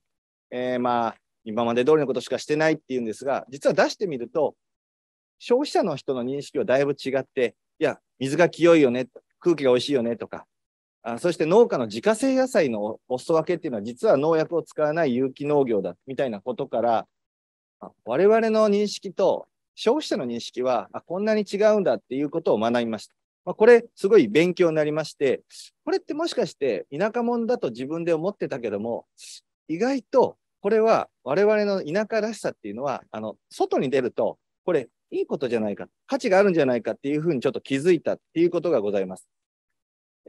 おばちゃんたちが、敬意を込めておばちゃんたちがと読みますが、値段の大小よりも一生懸命作ったっていうようなことが消費者の方につながるとか。で、一方ですね、お金も大事です。あるつわものは一度も20年間通帳からお金を下ろしたことがないおばちゃんがいるそうです。大抵うちの親もやってますけど、年間60万ですから、もし20年間通帳から一度も下ろしてないと、そのおばちゃんの通帳って1200万溜まってるわけです。小さい金額のようでいて、コツコツとやって、人に喜ばれて、そして美味しいものを作って、自分のお金にもなるっていうのは、実はその所得よりは生きがいだとか、生きる意味みたいなものが分かったっていうことですし、その最後にも書きましたが、自分一人でやったわけではなくて、仲間と一緒にお店をやったっていうその共同の力みたいなものへの感謝みたいなものも生まれたように感じています。そんなことをやってたんですが、それをやった年にある問題が起きまして、池田町って当然有機農業ですよねとお客さん聞かれます。綺麗なとこだし。実際農薬は普通にやっていたんですが、今更やってませんって言えなくなってしまいまして。もう仕方がないと、町長が金メッキが剥げる前に金にするしかないと言ってですね、後追っかけで有機農業をしよう。ただ、有機農業って難しいので、有機元気正直農業っていうような、そういう名前のことをしようと思います。それを我々環境保全型農業っていうふうに思いましたし、一番の障壁は農薬使わないと取れないに決まっているという思い込みだったんですが、それをやっぱり食べてくれる人の考えて、自分たちの健康も考えて変えていこうっていう、成功したからがこそですね、なんかこう変えてみようっていう、そういう気持ちが芽生えて取り組んでいます。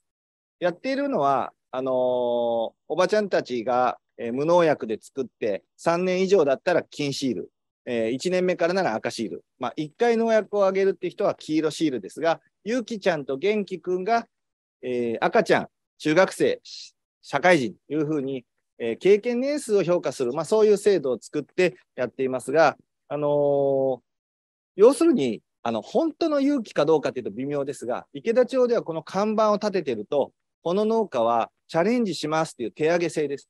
周りの人に発信すると、私頑張りますということを言うので、この何か自己宣言、社会に対する自己宣言が縛りとなって、何かズルをしたりしない、なんか正直な農業、そういうふうなことでございます。そして、科学的基準よりも運動論を優先しているっていうのは、今ちょっと言っちゃいましたけども、あんまり残留農薬がとか科学的にってやると分かりにくいので、こういうような農薬の使用1回か0か分かりやすいような制度で、やっています。あとは現地で、見学をし確認をするというような一筆ずつ現地審査をする。写真で言うとこの右側のような写真でございます。その取り組みをやったのはもう基本的には60以上の女性っていうことなんですが、その後、野菜だけではなくて、この野菜を作る土も作ろうということで、生ゴミを堆肥にしようっていう取り組みをします。これ、土壌の間に魂と書いて、土根性という堆肥を作るプロジェクトです。畜産団地の糞尿、ゴミ減量化の要請と獣害の被害、畑に捨てるとどうしてもカラスがやってくる。そういうことから生ゴミを堆肥にしようという取り組みを始めました。取り組みそのものは簡単で、こんな感じで、生ゴミを集めて紙袋に入れて出すということなんですが、一つだけ、自慢になりますけど、集めてる人が業者さんではなく町民です。100人に近い人たちが NPO を作って生ゴミを町民が月水金集めるという、そういう取り組みです。この取り組みをしたり、今、セイタカアダチソウというものを駆除したりですね、そして環境大臣賞をもらったりっていうことが、今、いくつか評価されたりしているんですけども、そうです。あとはエコキャンドルという灰色ろうそくを灯すようなイベントっていうのもやってますが、このモチベーションっていうのは、女性がコップ屋で頑張ってる、有機元気正直農業やってるのに、俺ら何もせんでいいんかっていうことで、一般の若い人たちがいろんな環境行動に取り組み始めた。で、それを見てると一番頭の固いかもしれない60代のおじちゃんたち、我々世代で上の男性陣も、俺らだけ何もせんわけにはいかんよねということで、いよいよ米作りを担っているおじちゃんたちも動き出します。これが池田町の中心である農作物である米において、生命に優しい米作りという減農薬、環境保全型の農業をするということです。極め巧み、誠米という4つの区分ですが、取り組みの面積がだいたい全部で150ヘクタールありまして、池田町の約半分の米の面積では、いわゆる環境保全型農業になっております。具体的にやっていることはちょっと時間の都合もあって、ささっといきますが、ちゃんと大学の先生も入って、手続き上も審査も行い、池田町の田んぼに住んでいるいろんな、生き物を調べたり、雑草の種類を調べるというようなことも取り組んでおります。そしてこれは実際には米の値段も市場価格の 1.2、3倍の値段で売れて、ちょっとお金もそれなりに儲かっている、見返りもあるということで、持続的な農業でかつ経済的にも続いている取り組みができているということです。まとめとして、短い時間のまとめなんで少し飛ばした話もありますが、池田町民の生態系サービスっていうのは従ってあんまり真剣に考えていないんですけども、池田町の地域を良くするためにというストーリーに関しては一生懸命というふうに思っております。で、なぜそれはだから従ってやったのっていうのは2つ目ですけども、池田町のプライドとか地域の未来を取り戻すという方法だったら、もしくはそれが社会に評価されるなら頑張ろうということがあって、何かこう、生態系サービスとかいうことよりもですね、地域のその言葉っていうのを地域の価値観みたいなものにうまくフィットしたので取り組みが進んだなと思っております。あとは、行政の役割として2つ書いてあるんですが、やはり役場が今までの農業って補助金を配る農業なんですが、地域の価値を高める農業の調整役、地域マネジメントの調整の仕事をするっていうことに、やはり小さいコミュニティでは大事だなと思っております。あとは、生態系サービスシステムというものを、地域の共有財産としてのコモンズとして捉えたときに、虫とかそういったものを捉えたときに、池田町役場というところが、やはりそういったことを発信していくということは大事です。最後に、先ほど言葉の話がありましたけども、池田町ってありがたいっていう言葉の代わりにこっぽいっていう言葉を使います。こっぽいやってそのありがたいなんですが、日本語のありがたい、サンキューのありがたさじゃなく、神様の恵みでありがたいっていうそういう言葉で、やはり地域の方言の言葉っていうのは、地域の環境行動にもすごく重要なと言いますか、おばちゃんたちに聞く言葉になるんだなっていうのを実感をしましたんで、今日の私の先ほどの2人の先生の話なんかのところでも大変勉強になりましたし、言葉を探すっていうのは大事だなというふうに思いました。はい、短い時間でしたけども、ありがとうございます。またよろしくお願いします。ありがとうございました。Thank you very much, Mr. Jun Mizoguchi. Our next speaker is Mr. Makoto Umebara, representative of Umebara Design Office. Mr. Makoto Umebara, you have the floor. こんにちは。私、なんとデザイナーという仕事です。時間がないから、挨拶はこれぐらいにして進めさせてください。ジャパンです。私の住んでいるところ、ここ、ローカルです。今日ローカルから来ました。ここから来ました。その左の方の下の方に川あります。川、リバー。これはこんな四国のほとんど森の中にある四万十川って言います。四万十川。196km の川です。そしてこれ、ラストリバーと呼ばれています。日本最後の川。で、この川を最初から、河口から遡っていきます。これ現在の川です。昔のじゃないです。こうです。こうです。こうです。こうです。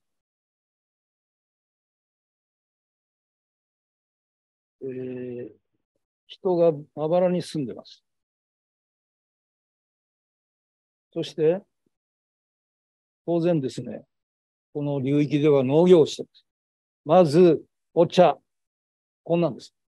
このお茶を栽培してるんですけども、これ、敷地がすごく狭いでしょ？だからみんなね、コンプレックスを持ってるんですよ。狭い敷地。だから、これ、ロボットが入らない。みんなロボットで積んでます。今、センサーで。なので、手で積んでるんですよ、みんな。手で積むことが恥ずかしい。しかし、手で積むという価値が、バリューって今日言ってますけど、バリューじゃないですか。手で積む価値ですよね。このノーネームのお茶を四万十のお茶にしましょう。というので、プロダクトを始めました。自分たちのお茶を作るわけです。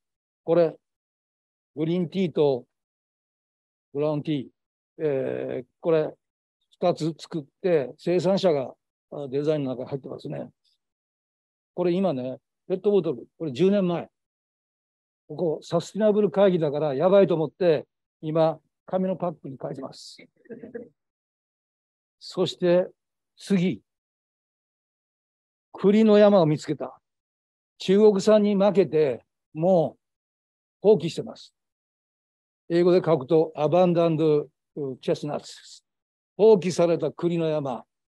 しかし私の目で見たら、オーガニックの山じゃないですか、この山は。農協から見たら、捨ててしまって10年前に捨ててしまった山ですよ。しかし、オーガニックの山よ、ここは。農薬かけてない10年間。ということで、オーガニックの山としてですね、再生を始めます。僕たちが再生を始めました。なんと、枝を選定することによって農薬使わないの栗ができることが分かった。だから手当てをして再生してますね。そしたらこうなって、でかい栗が取り始めて、プロダクト、大事なとこが、これも農薬かけない栗だから、添加物使わない栗。そして、まあ、このようにですね、添加物を使わない、これほとんど商品になってませんよね。しかし、パティシエが入って、この栗を使いながら商品にしていったわけです。そして次見つけたのが、こんな芋。これね、山の中の芋なんですよ。だから単純に山奥深い芋だけど、これをこういうふうに言ったらこのトラディショナルな芋じゃないかというふうにして、これも商品にしていくんですよ。この芋をプロダクトしていく。干して、このような保証にしていく。そうすると、成城石井で一人一枚にしてくださいっていうビジネスが始まった。まあ置いて、それは。そして、私たちが見つけたのは、オーガニックな3つの畑、マテリアル。お茶、栗、芋。これを自分たちが商品にしていこう。図に書くと、山に栗しかない。工場を建てて、首都圏にいる消費者から、はい、スマートフォンで注文もらう。そこから配信チェック。これで限界集落、俺たちは生き残るんだということで、デジタルを使ってアプリを作って工場ができました。これ、去年の春。そして合理的な工場になり、そうすると伊勢丹から、大手デパートから、来てくださいということで、今日も伊勢丹の地下売り場、新宿でやってますけど、1日100万売ります。ということで気がついたのは、私たちの地形はこうだった。一番上にチェスナッツがあり、そしてグリーンティーがあり、こんないわゆる資源を持ってたということですよ。これはオーガニックということですよね。なので、全体をブランディングしたらどうか。四万十流域農業という流域の生き方、全体がブランディングしていって、それを商品の価値にしていく。ということで、ベジタブルがあり、ライスがあり、畑があって、悲しい風景だった今までは。しかし、自信を持って豊かな風景に見えてきた。自分たちがオーガニックというコンセプトを持ったことで、考え方を持ったことで豊かになっていく。というので、今これを進めています。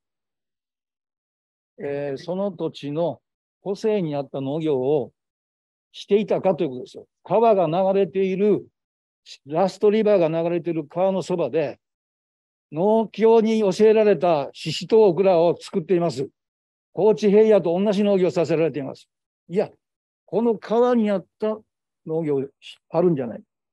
それから次は化学肥料を使わない農業をしよう。美味しい野菜を作ろう。デジタルを積極的に使おう。iPhone で注文取るんです。そして何より美味しい農業をしよう。楽しい農業をしよう。そして、一番下に書いてある。地域に考え方がないから誰も移住も定住もしたくない。自分たちの考え方のないエリアに誰が移住するんですか。僕そこは移住してましたよ、ここに。本当にダメでしたわ。だからこうやってます。そして、今日エシカルのね、倫理的な言葉がこのサスティナブルの基本形の中心にあるんじゃないかということをお話しされましたけども、私たちもこのプロダクトを作るだけではなくてエシカルやってます。これ見てください。これ川がありますけども、この川にですね、実はここにプラスチックからバッグ。なぜここまで水来るからです。四万十川はここに橋あるでしょ。このブリッジの上5メートルぐらいのところまで来るんですよ、水が。だからこの橋自体がもうサスティナブルだな。というふうにして、私たちがやってるのは、全部新聞紙で包もう。新聞でバッグを作るんです。新聞紙で作ったバッグ、これを道の駅で使ってます。コンクールをしています。こんなに使えます。今年6月にミラノサローネデザインウィークに行ってきました。これです。みんな楽しくて、この10ミニッツバッグというのを開発して10分で作るんです。このバッグです。そして今までの全部を絵に描いてみると、山ありました。川ありました。橋あります。小さな橋です。お茶畑ありました。山の上に栗ありました。スイートポテト、農業、ベジタブル、ライスがありました。それを加工するために工場を作りました。そして、それを包むもの、売るときにプラスチックバッグじゃない。新聞バッグなんです。ニュースペーパーバッグです。そして、この全体、俺たちはこの全体で生きてきたんじゃないのと。全部これ、自然で生きてんじゃないの。橋もこれぐらいにしといたよ。小さく。だから、これ全部さ、自然ということはここにね、漢字で自然資本主義という言葉を書いたんやけど、なんかこの言葉どっかにあるらしいんやけど、まあ、自然が資本よ。私たちの。というので、電気自動車が走ってた。あれは今、無地さんと一緒にタイアップして、電気自動車を走らせる計画をしている。今、電気自動車走りましたね。今、真ん中に、ブリッジの上に。さて、最後、この橋ですよ。僕はこの橋が、人間に一番大事なスタイルの、この一枚の写真だと思うんですよね。このぐらいの橋でいいんじゃない？洪水になったら使っちゃうよ。これを全部大きな橋に架け替えようとしていた。けど今は、この橋が一つの象徴となって、四万十川の。これが四万十川の個性なんです。したがって、ここに、ナチュラルキャピタリズムと英語で最後書きましたけども、俺たちの大事なものは、自然を資本にして生きてこなかったよね。成長、成長、成長、この田舎も成長。そうではなくて、成熟という言葉に向かってですね、ある、それがサスティナブルという言葉ではないかなということで、まあ、一つの私たちの生き方の象徴を、この小さな橋に託して生きていくと。そういう四万十流域農業と言いますけども、自分たちの考え方や生き方がブランディングされている。四万十が一本の川のですね、流域に住む人の考え方、なるべく農薬を使わない。プロダクトを作るときには添加物を入れない。というふうにして、営んでいく。この営みをブランディングにしたいということで、3年前から四万十流域農業というプロジェクトを始めました。これはですね、四万十流域農業というコンセプトを出した途端にですね、なんと農水省が応援してくれはりましたね。言葉の持っているポテンシャルというか、四万十、ひらがな、そして、流域農業、これ漢字です。というふうにしながら、ここに出ましたけども、四万十ひらがな、これ漢字だとダメです。僕デザイナーですから。四万十と文字と文字との間も大事なんですよ。詰まってないでしょ。四万十、流域農業、間がコミュニケーションの情報を流してるんですよ。あそこに大きな情報があるんですよ。なんでここ書いてんの？字とつながりから。そして下にこのワンマーク、ワンロゴタイプ、ワンシンキング。それをビジュアライズすることが、デザイナーの仕事ですので、この川一本をですね、このデザインしていくということです。これはですね、本当にここへ来るまでは、この自分たちが本当にね、いいな、静岡は。ロボットで積んでるわ。私たちこのね、坂というかこの斜面ですよ。本当にですね、自分たちのお茶は手で摘んだというバリューが、静岡にマテリアル、ワンコンテンツのマテリアル、一つの味ですね。渋いという味で向こうに素材だけ送るんです。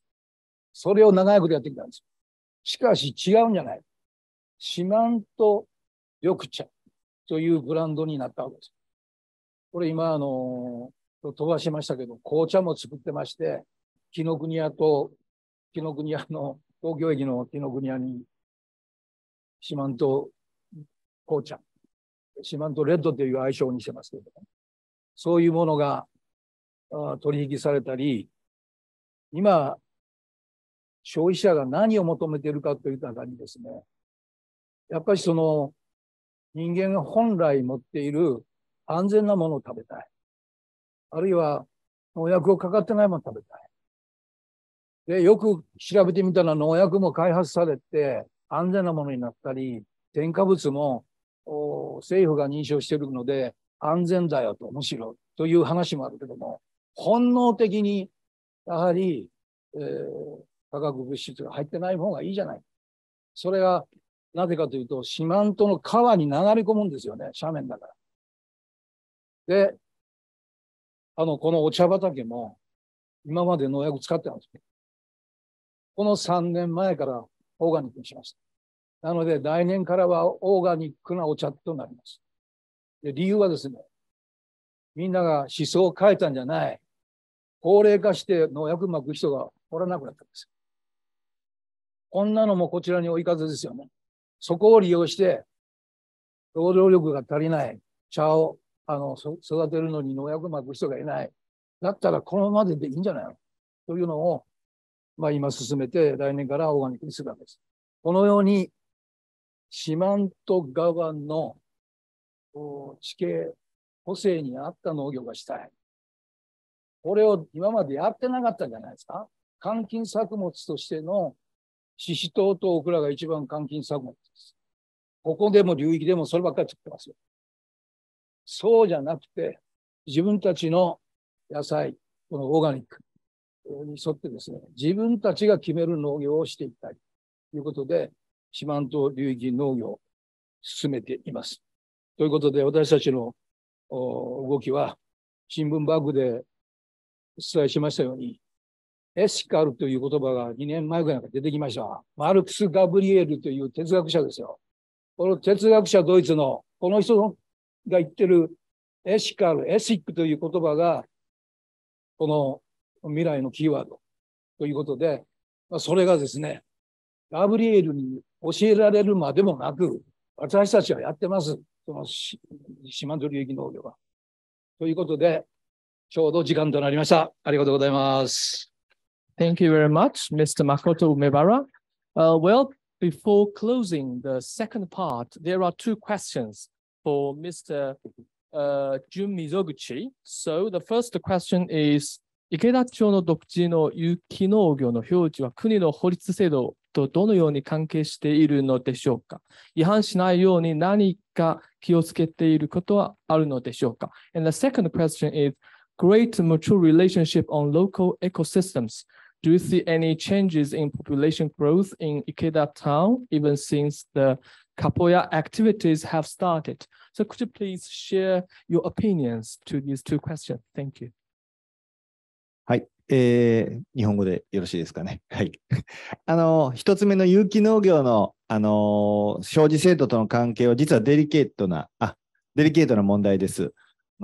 実際、池田町のコッポイヤだけで有機元気正直農業っていう名前をつけているので、農水省には、引っかからないんですが、これを日本中に、今の有機元気正直農業という名前で売るっていうのは問題があるというふうなことなので、我々は、なので、有機っていう言葉で売るよりは、その食べていただく方、買っていただく方に池田町のそのおばちゃんたちのマインドというか考え方を伝える一つのツールとしての、ロゴとなりシールというふうに考えているので、そのような範囲でやればギリギリ引っかからないというふうに整理をしております。2つ目は人口が増えているかということだと思うんですが、実は先ほど言った減少の見込みに対して、なんとか今、池田町2000人で軟着陸できるように、なりつつあります。まだなっているとは言えないんですが、やはり池田町の先ほど言った環境の取り組みに惹かれて、都会から移住してくる若い人が増えていて、大体今、人口の社会増減、生まれる方と亡くなる方を抜いて、出ていく方と入ってくる方の相互のプラスマイナスではゼロに近い数字になってきて、やはり我々哲学を持って地域づくりをやったりすることが外からの方に評価されたなというのを少し実感をしていると、そんな状況です。はい、以上です。Thank you very much. Thank you. So I think it's time to close the second part. Let's have a very short break, maybe 1 minute. And the third part, the panel discussion, will start at 10 past 17. Okay, welcome back. I think it's time to start our part 3, the panel discussion. Let me introduce the facilitator of this panel discussion, Professor Mayumi Fukunaga, Associate Professor from Graduate School of Frontier Sciences at the University of Tokyo. So now I would like to hand it over to the facilitator of this panel discussion. Professor Fukunaga, you have the floor. Thank you for your introduction, Professor Chen. これからは日本語に再び切り替えさせていただきます。I'm very sorry for the English listeners. We are actually changing the floor language into Japanese again. But I believe that due to the, we have a really great simultaneous translator today, so we can have a really great discussion from now too. それではですね、パネルディスカッションを始めさせていただきますけれども、その前にここに登壇されているパネリストをご紹介申し上げたいと思います。ちょっと今紹介するところだけ我々マスクを外します。でも息は詰めません。話せないので。なので、ここから話させていただきますけれども、まず私の左手に座られている方から順にご紹介を差し上げますが、上井博之さん、政策研究大学院大学にて今ご所属でいらっしゃいます。政策のプロフェッショナルですので、そちらの方面からのコメントを今日いただけます。それから橋本静香先生。東京大学の農学生命科学研究科に所属されています。IPBESの非常にそのディスカッションを国際的にもリードされている先生です。よろしくお願いします。それから国立環境研究所の吉田裕樹さん。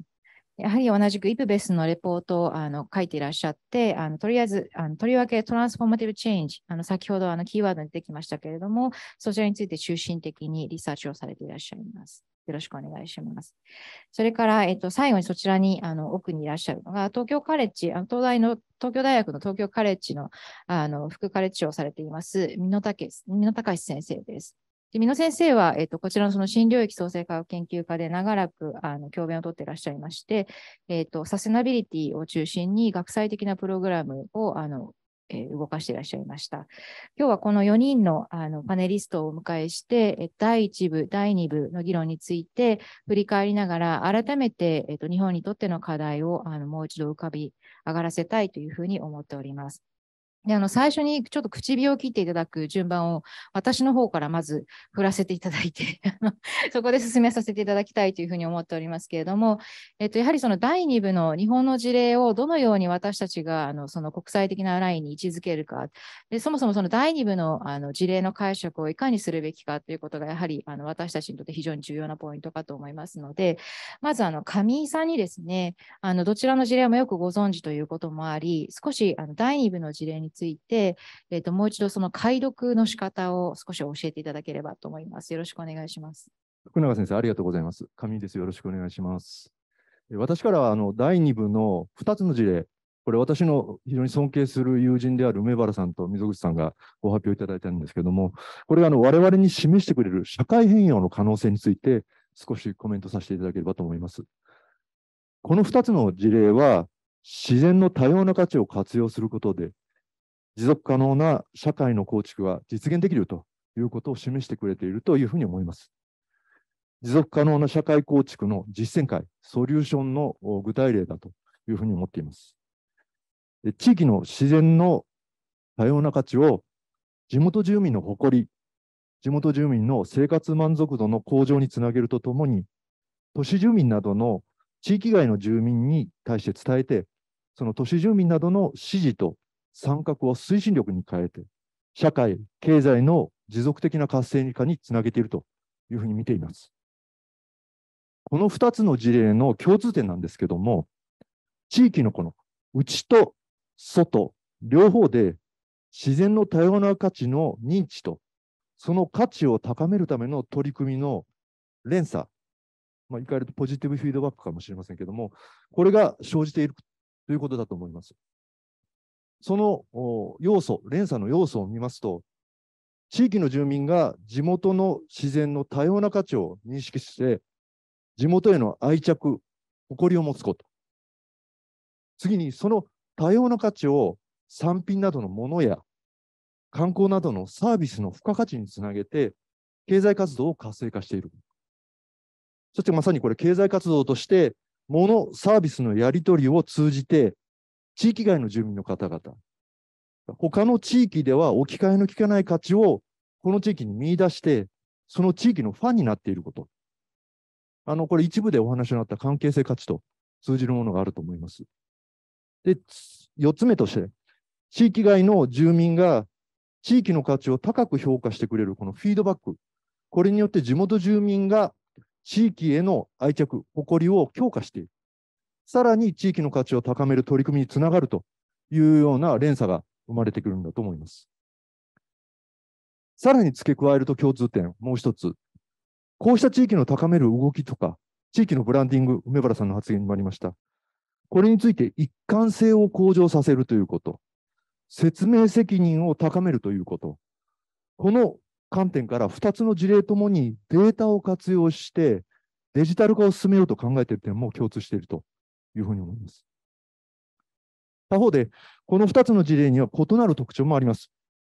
池田町が行政が主導するビジョン先行型の展開をしているということ。四万十が民間が主導するビジネス先行型の展開をしているというタイプの違いがあるというふうに思っています。池田町では町長が地域の特性を見極めた上で多様性を生かすビジョンとして百姓一品というビジョンを掲げて、そのビジョンの下で町全体で自然の価値を生かす実践活動が進んできています。さまざまな取り組みのスタートが池田町を伝える、池田町を売るということを目指して、女性農業者が都市住民に対して野菜を販売する取り組みでした。彼女たちは外部に対して池田町の特徴を伝えることによって、逆に自らの地域の価値を改めて認識した。さらに外部からの評価やニーズを把握しました。その結果として池田町の魅力である自然の多様な価値を磨き上げる取り組みが横に広がり深まっているというふうに見ています。他方、四万十流域農業プロジェクトですが、このプロジェクトは梅原さんがコンセプトデザインをして指導して、その上で民間企業が進めています。民間企業というのが地域の産品やサービスの開発、販売を手掛ける地域商社で、四万十ドラマという名前です。この四万十ドラマのコンセプト、これも梅原さんが作られているんですけれども、3つあります。ローカル、ローテク、ローインパクトというコンセプトです。で、ローカルが地元産にこだわる。ローテクが素材を大事にする。ローインパクトが四万十川への負荷を減らすという意味になります。で、これがそこの地域商社が行っているビジネスすべてにこの考え方が一貫しています。このため、モノサービスは四万十地域の自然がもたらす多様な価値を地域外の消費者などに伝える媒介、メディアとして機能しています。コミュニケーションという言葉が第一部でできてましたけれども、コミュニケーションツールとしてモノサービスがあると思っていただければいいと思います。梅原さんがくれぐれも商売優先じゃなくてビジョンあっての商売だということを言われてますので、ここであえて付け加えておりますけれども、そういったビジョンあっての商売、で、具体的なものやサービスをビジネスとして成功させたこと。それによって、目で見えにくい四万十地域の自然の価値が多くの関係者の皆さんから支持されるということを証明したこと。このビジネスの成功が地元の農林漁業者などに利益として波及しますから、その結果、多くの地元住民が多様な価値、四万十の多様な価値を認識して、その価値向上を目指そうということで、四万十流域農業プロジェクトにつながっているという特徴があります。これが2つのプロジェクトの違いです。で、この2つのプロジェクトの、すみません、すみません。この2つの事例を見ただけでもですね、サステイナブルな社会の構築には、地域の特性に応じた多様なアプローチが存在しているんだということが分かると思います。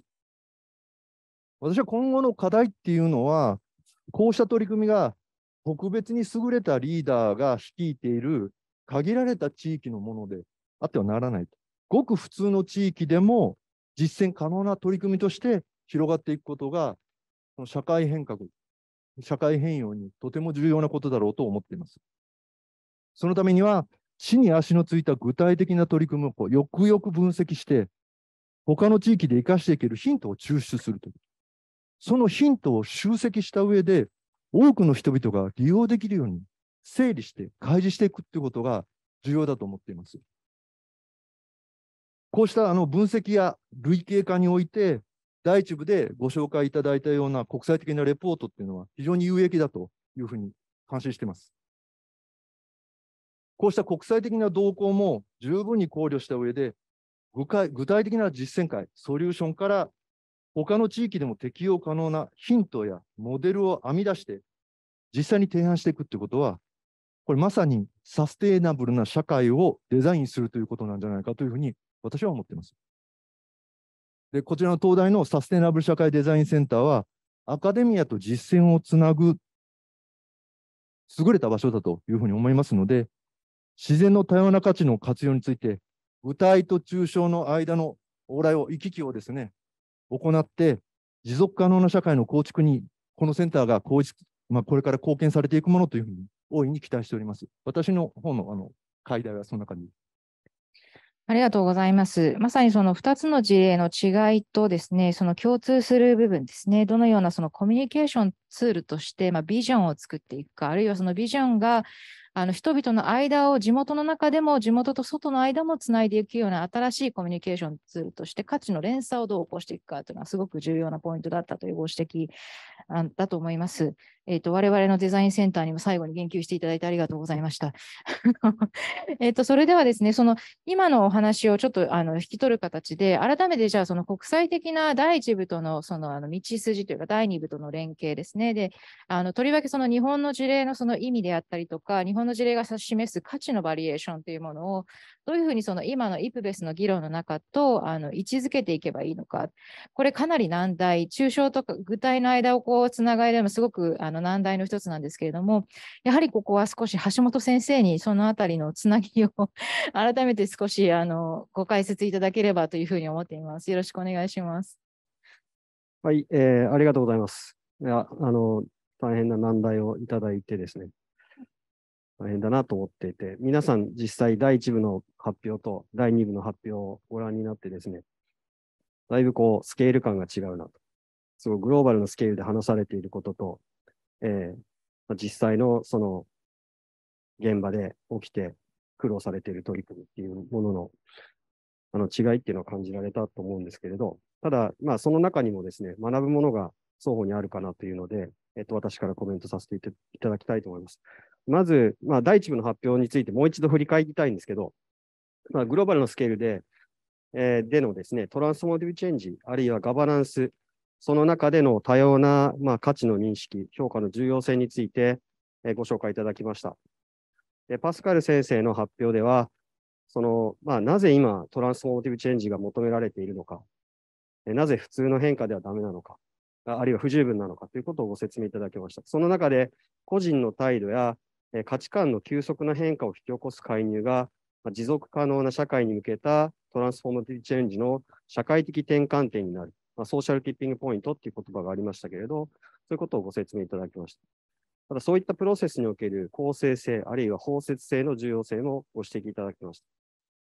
グールド先生の発表の中では、このトランスフォーマティブチェンジを実現する第一歩として、多様な価値の存在を認識、評価することが重要であるということをご説明いただきました。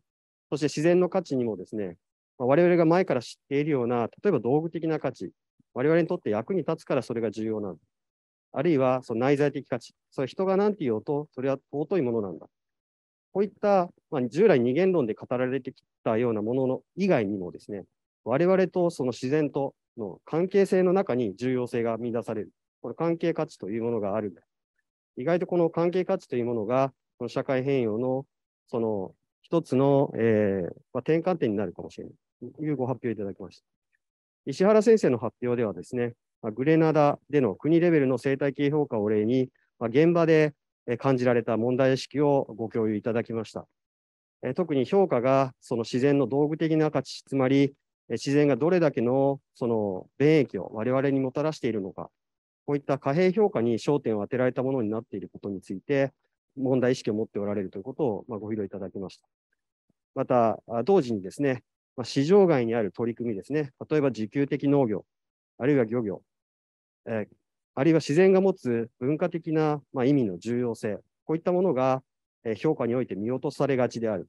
しかし、本当はそういうその単純な比較的分かりやすい貨幣評価に乗らないような、そのような文化的な価値の重要性っていうものをちゃんとすくい上げていくことが重要なんだということをご説明いただきました。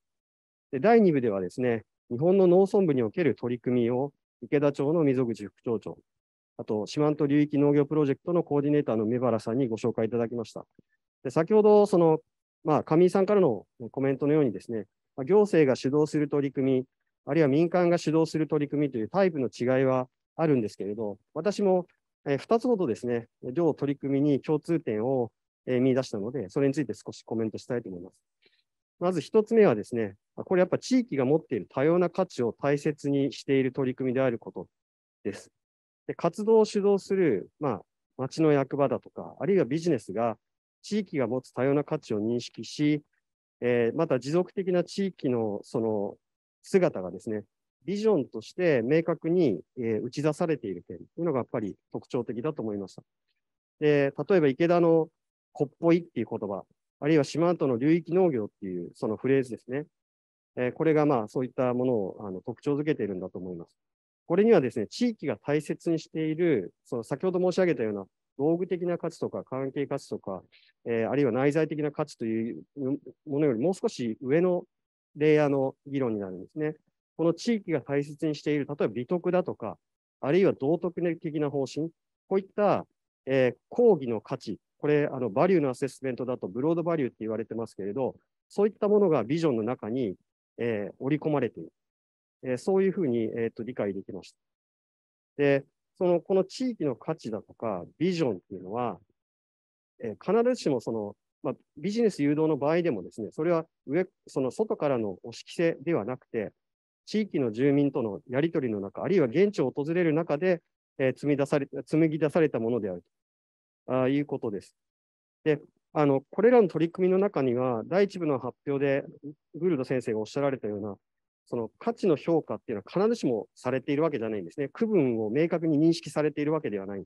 でも、そういう、なんていうんですかね、その必ずしも専門的な価値概念としては捉えられてないんですけれど、現場で大切にされているのは、その地域が目指しているのは、他の場所、あるいは他のもので置き換えることができない、地域の独自の価値をしっかりと打ち出して、それに対してのその賛同者を確保することだろうと思いました。これが一つ目のポイントです。で、二つ目の共通点は、様々な取り組みを通じてですね、地域が持つ多様な価値を人々に伝えて、行動変容を促そうとしていることです。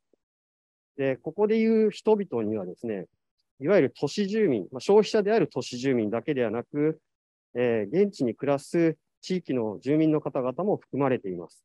非常に分かりやすかったのが、四万十の例だと思うんですけど、都市住民の方は商品の購入、あるいは現地への訪問を通じて、都市の生活では味わえないようなですね、豊かな自然、あるいは現地のライフスタイルを味わうことで、地域に対する特別な愛着のようなものが生まれてくる。で、これには、地域に対するその商品として素晴らしいっていう、もしかするとそれは道具的な側面もあるかもしれませんが、関係価値的なものも含まれるだろう。で、興味深いのはですね、こういった取り組みの前に、必ずしも地域住民の多くがですね、地域に住まれている方々がですね、必ずしもそういった地域が持っている価値の多様性や重要性っていうのを十分に認識されていなかったっていうことです。で、その結果として自分たちの地域を過小評価するような傾向があったっていう話が、お二方の発表の中では見られたかと思います。で、したがって、こういった行動変容の対象っていうのは、地域住民にも向けられていた。ただ、それはいきなり住民の方にバッて話しかけるんではなくてですね、外部からの来訪者、あるいは消費者とのやり取りを通じて、自分たちが住む地域や農業の営みが持つ社会的な価値を再発見し、その人々の、そこに住まれている皆さんのですね、態度や価値観の変化を生み、それが結果的にですね、自分たちが暮らす地域が持つ多様な価値や大切にするべき美徳の再発見や、あるいは内面化につながっているんではないのか。で、これはおそらく、私の理解なんですけど、パスカル先生のご発表の中であった社会的転換点になっているんではないのかということです。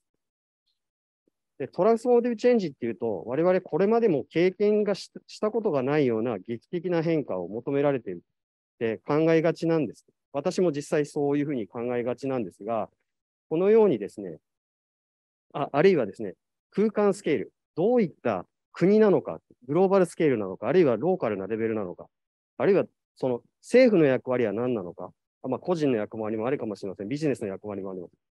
こういったことも今、必ずしも十分に明らかではないんですね。それゆえに何をどうすればいいかよくわからないということも、よく耳にします。しかし今回のその第2部の事例報告を聞いてですね、あるいは第1部の、ご発表などと重ね合わせて考えてみると、意外と身近な取り組みにこういったトランスフォーメーティブチェンジ、あるいはガバナンスのヒントがあるのかもしれないと思いました。そのような事例について、調査を重ねてですね、実践的な知見として整理することもですね、ますます重要になると思いました。以上で私のコメント終わります。ありがとうございます。ありがとうございます。第1部、改めて振り返りをしていただきまして、第2部の事例について、非常に分かりやすく私たちに位置づけをお示しいただけたと思います。とりわけやっぱりブロードバリューズと言われているものと、それからここで四万十でも、それから池田町でも示されたような、切り分けられない文脈の中にある相対としての、ある種の価値ですね。そういったものがどういうふうに再生されていくのかということに、着目をされて、そういったものこそ広い講義の価値、ある種バーチューって言われたりとか、あるいはもうちょっと大きなその概念として私たちをビリーフとか信念とかそういったところまで導いてくれるようなものに、ある種近いものとして、位置づけながら議論していくことが重要なのではないかというご指摘だったかと思います。道具的価値をいくら足してもこの相対にならないっていうところが面白いところだなと私は地域を見てて思いますけれども、まさに橋本先生の議論は、第1部のお二人が、議論されてきたリレーショナルバリューズのそういった側面と、それから第2部の事例でお示しになったこっぽいとか四万十っていう言葉の中にあったそういった言葉の文脈をつなげてくださったのだろうというふうに思います。ありがとうございます。で、問題はトランスフォーマティブチェンジなんですよ。この言葉はやっぱり劇的な変化ってさっき橋本先生がおっしゃってましたけど、ある種のその革命的なものを思わせるような言葉でもあるんですよね。で、ただそれが私たちが言っているような何かみんなで今から走り出そうっていうものではなくて、そうではない、ちょっと静かなソーシャルティッピングポイントがたくさんいっぱい生まれていくような、それが連鎖していくようなものとしてのトランスフォーマティブチェンジというイメージもおそらくあるんだと思うんですけれども、今回ちょっとその話をですね、やっぱり吉田さんにお聞きしておきたいと思うんですね。なのでちょっとトランスフォーマティブチェンジのお話について、今のお二方の議論も踏まえつつ、あるいはもう少し違う角度から、ちょっと吉田さんにぜひコメントをいただければと思います。よろしくお願いします。ありがとうございます。ちなみにですが、先ほどご紹介にあった GPSS の卒業生として、このように母校に迎え入れていただきて、お帰りなさい。本当に心躍る思いで参加させていただいております。で、さて、自然環境だけでなく、経済や社会問題も多々指摘されている中、何らかの変化が必要ということは長年議論されています。で、なぜここに来て、トランスフォーマティブチェンジ、社会変革、社会変容なのでしょうか。っていうのが、政策、経済、価値観、綿密に関わりになった社会的な枠組み、そういった構造が現在の問題の原因にあるということから、考えられます。バリューズアセスメントでは、自然の短期的な利用価値に重きを置いてきた多くの場合、搾取的な社会的価値観が問題だというふうに指摘されましたが、価値観というのは人々、文化、社会、制度、あらゆる構造の前提にあり、それらから引き剥がして変えられるものではありません。また、現状、さまざまな、英語で言うと vested interests、既得権益というみたいですが、偏った助成金やロビー活動などにより、その社会的構造や価値観を支え、変化を妨げてきました。例えば、長年唱えられてきた脱化石燃料というのがなぜ未だに実現されていないのでしょうか。国内でも最近政治と金の問題が多く取り上げられていますが、金を持った有力者が自らの権力や利益をさらに助長していく、もしくはそうしていける社会構造というのは根本から覆さないと、是正しがたいというふうに思われます。したがって今回の報告書で示された方向性も根本的な変革の必要性でありました。こういった社会変革というのは経済、政策、あらゆる構造に変化を及ぼすものです。世の中の捉え方、価値観、どのような知識に信頼を置くのか、そういった変化は構造や組織の変化をも伴います。また、多様な価値観を組み込む上で、既存のパワーバランスというのも抜本的に変化されてくるかと思われます。例えば現状、金銭の価値が過剰評価されていますが、生活の質、それから自然、多様な人々との共生を再考する中で、本当に大切なものは何なのか、今とは少し違ったものが、浮かんでくるかもしれません。人々の価値観や思考が変化すれば、社会構造や規範、パワーバランスも異なってくるでしょう。構造が変われば、また人々の価値観もついてくるはず。どっちが先とは言い難いところです。このように社会変革の必要性が認識されるようになってきましたが、それをどうやって実現するかという部分に関する研究などはまだあまり開発されていません。そういった中でこういった事例で得られるヒントは大変大きいものかと思われます。今回の2つの事例というのは異なった着手点から入ってそれぞれ従来の常識を覆し、地域やその関係人口の認識の変化を通し、政策レベルでの意思決定にも影響している、もしくはし得ることというのが見受けられます。国内外でのこういった事例の横広がりというのが、また国家や国際的な常識、そういった構造を覆していくことに必要不可欠なのではないでしょうか。実際、意図的に変革を起こすにしても、その手法に関する知識をまず蓄えたりするような時間はありません。研究とか分析というのを繰り広げることももちろん必要ですけども、それと同時に、まずはとにかくできることからやってみるというのが、必要なのではないでしょうか。そういうふうにコメントをさせたいと思います。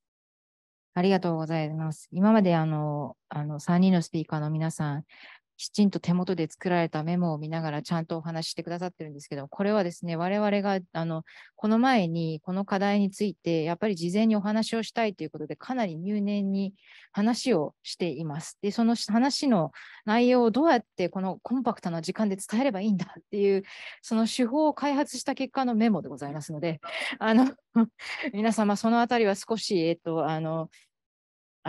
そのあたりをギュッと押し量っていただいてお聞きいただければと思うんですけれども、今まさにご議論いただいた、まさにその根本的な変革のところにプロセスが透明で、デリバラティブで、知識生産に偏りがなく、ちゃんと分配されることっていうことをおっしゃっていらっしゃいました。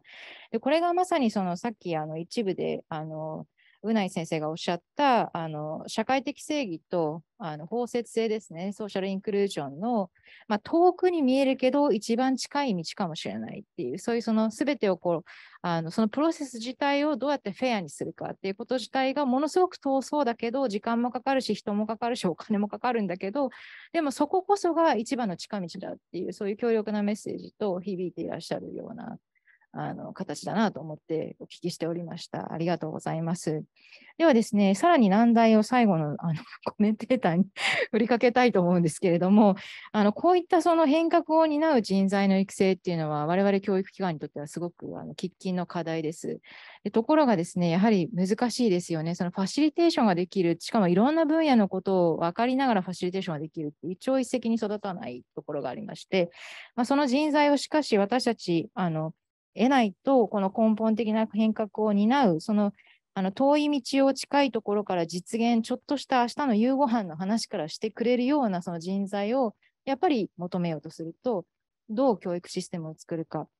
で、この長らくですね、先ほど吉田さんが卒業された GPSS-GLI という国際的なプログラムが我が大学にはありまして、そちらの方で長くまさにその学際的な人材の作り方を模索されてきた美濃先生から、少しそのあたりについてコメントをいただければと思います。はい、ありがとうございます。美濃でございます。難題をぶつけたって本当に難題でどうしましょうという。私自身は実はこういう生態系とかその生物多様性の専門家ではなくて、工学部で排水処理をやってた技術屋です。で、それがこの新領域に来まして、で、ここでその先ほどのサステナビリティという理念を頭に関したプログラムを作るということになったので、今日はそういう文脈でコメントをさせていただきます。それで今日のシンポジウムの話をずっと聞かせていただいていたんですけれども、考えたことが2つあります。で、1つ目は、この生態系の多様な価値の評価の議論をしてきたわけですが、これがその評価をしやすい、分かりやすく評価の意味が分かるといったような価値だけが重視されがちになってないかということなんです。で、この分かりやすいとか定量的に評価しやすいっていうのはもちろん非常に大事なことだとは思うんですが、今日は貨幣価値の話がたくさん出てきましたけれども、その貨幣価値に換算できると、そういうものを支えている裏側といいますか、そこにはその幾重にも重なったいろんな関係的価値、それからその歴史とか文化とかに裏付けされていろんなものがあるわけです。で、そういうものをその可視化する、評価するっていうことは簡単ではないわけです。で、私がその関わってきたサステナビリティ学の大学院プログラムでも、定義するのが非常に難しいサステナビリティっていうこの概念を上に乗っけて、これを中心に据えて教育の仕組みを作らないといけないと。で、この定義が定まらない理念、サステナビリティというそういう理念、これを関した学問分野において、例えば学位、その修士号とか博士号とかが本当に出せるのか、出していいのかという、そういう大きな課題を散々突きつけられてきたわけです。で、ふと思ったのは、その価値が難しい、という、その生態系の価値ですね。この評価が難しい価値、でもその評価した結果に基づいて、例えば政策決定しないといけないとか、もっと大きい話を言うと、そのトランスフォーマティブチェンジっていうのを考えないといけない。これどういうことなんだ。本当にその、曖昧とした価値に基づく意思決定なり、評価、ごめんなさい、政策決定ということをしていいんだろうかと。で、こういうことって、その IPBES のレポートの中には非常に手法としては整理されたものが提起されているんですけれども、それでもやっぱり非常に混沌として分かりにくいということがあります。で、私はそういう時のそのよりどころになるものというのは、事例を共有することだと。ね、で、今日も石原先生の事例から、あとの2つのその日本の事例に至るまで紹介がございました。で、私どものその大学院のプログラム、教育のプログラムの中でも、いろんな事例を取り入れて、その現場に入って話を関係する方に聞いて、でそこの中でどういうことが課題かを自分で考えて、さらに、その見つけ出した課題を解決するということではなくて、どうしたらよりそのサステナブルな方向に持っていけるかということをみんなで議論すると。そういう、いわば演習形式の授業を、組み込んできたわけです。で、これ、いい点は、その課題に対して、複雑な課題に対して、いろんなフレーミングで議論するっていうことが、違うその価値をそこの土俵の上にこう乗っけてくるということにつながるわけで、結果的にその複雑な課題の構造とか、その裏にある価値体系、を、議論した人の間で共有するということが可能になるわけです。で、こういう手法っていうのは、教育の場でも非常に有効だと思いますし、政策決定の場で言葉になかなかしづらい、理解が難しいその理念というものを共有するための手法として、非常に有効なんではないかということを思っています。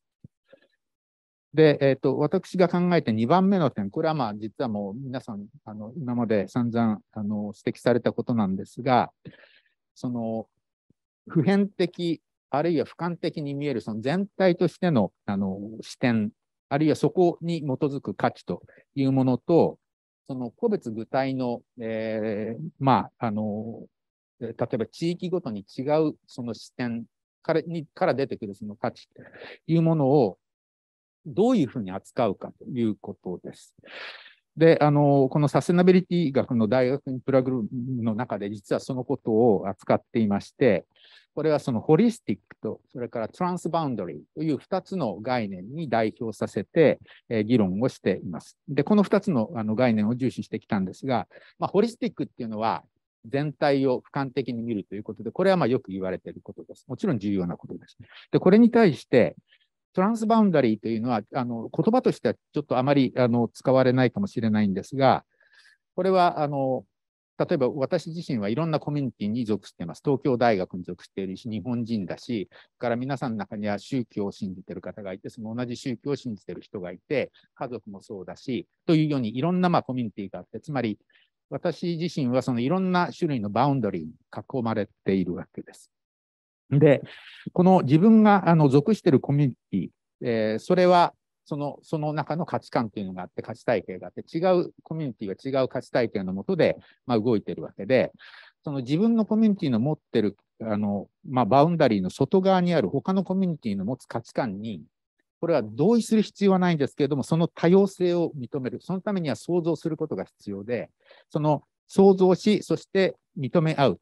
そういう価値観が大事で、これをトランスバウンダリーというふうに我々は表しました。で、ある地域でその自然の持つ、例えば関係的価値っていうのが典型的だと思いますが、それを論じるときに、その背景となる文化的、歴史的なものというのは意識せざるを得ないですし、で、その時に今申し上げたようなそのトランスバウンダリーというような意識を持つということが非常に大事です。で、そのことがないと、この普遍的な価値という価値観の方に押しつぶされてしまうということが起こるかもしれません。だから、そのトランスバウンダリーっていう言葉の持ってる裏には、あえてその一括りにしなくていいよという、そういうところがあると思っています。で、この相手のそのバウンダリーの向こう側を想像して、自分と価値観が違ってたとしても、その相手の価値観の存在を認めるっていう態度、すなわちこのトランスバウンダリーな態度ということが、特に、政策決定、意思決定とか、もう少し大きく言うと、そのトランスフォーマティブチェンジには必要なんではないかというふうに思います。で、このサステナブル社会デザインセンターが今後活躍されていく中で、その自然の持つ多様な価値が複雑に交錯しているその人間社会に対して、その価値というものが、多様な価値が便益だったり、時にはその不利益をもたらしているということがあるわけですが、そういうたくさんの事例をあえて一括りにせず、個別のままで共有するとで、それによって、そのトランスバウンダリーに発想するための元になるその価値観の引き出しみたいなものを増やしていって、生態系をサステナブルに利用するための土台を作っていく。その元になる価値体系を作っていくということが、非常に大事なんじゃないか。そんなことをこのセンターの、活動の一部として考えていただければいいのではないかというふうに思います。私からは以上です。ありがとうございます。ご経験からやはりその、言葉としてホリスティックの、傍らにあるトランスバウンダリーズをどういうふうに実現するかということで、非常にその事例を共有するっていうことから、つまり他なるものを他のままで、だからプルーラルなものをプルーラルのままで、マルチプルなものはマルチプルのままで、どういうふうに私たちが、きちんとその文脈を意味づけながら、それでもお互いに見合うようなホリスティックなビジョンを失わないかっていうのは、本当にその相反するものすごく厄介な難題だと思いますけれども、ただしそこを事例を共有する、相手の事例を一緒に共有するっていうことで何がしかのもう一つブレイクスルーがあるかもしれないっていう、そういうその教育的なチャンスを作ることが重要だっていうご指摘だったかと思います。本当にありがとうございます。ここまでその4人の先生方に、実はその、それぞれ我々が議論をしながら、ここはやっぱり中心に伝えたいっていうことを今まで語っていただいてきたんですけれども、やはりここのその第一部のところでお招きしているうない先生とラケル先生に、やっぱりその第一部と第二部のを踏まえて、どういうふうにそのもう一度リフレクションと、そこからお二人が考えたことがあるのかっていうのは、やっぱりオーディエンスも皆さんも聞きたいところだと思うんですね。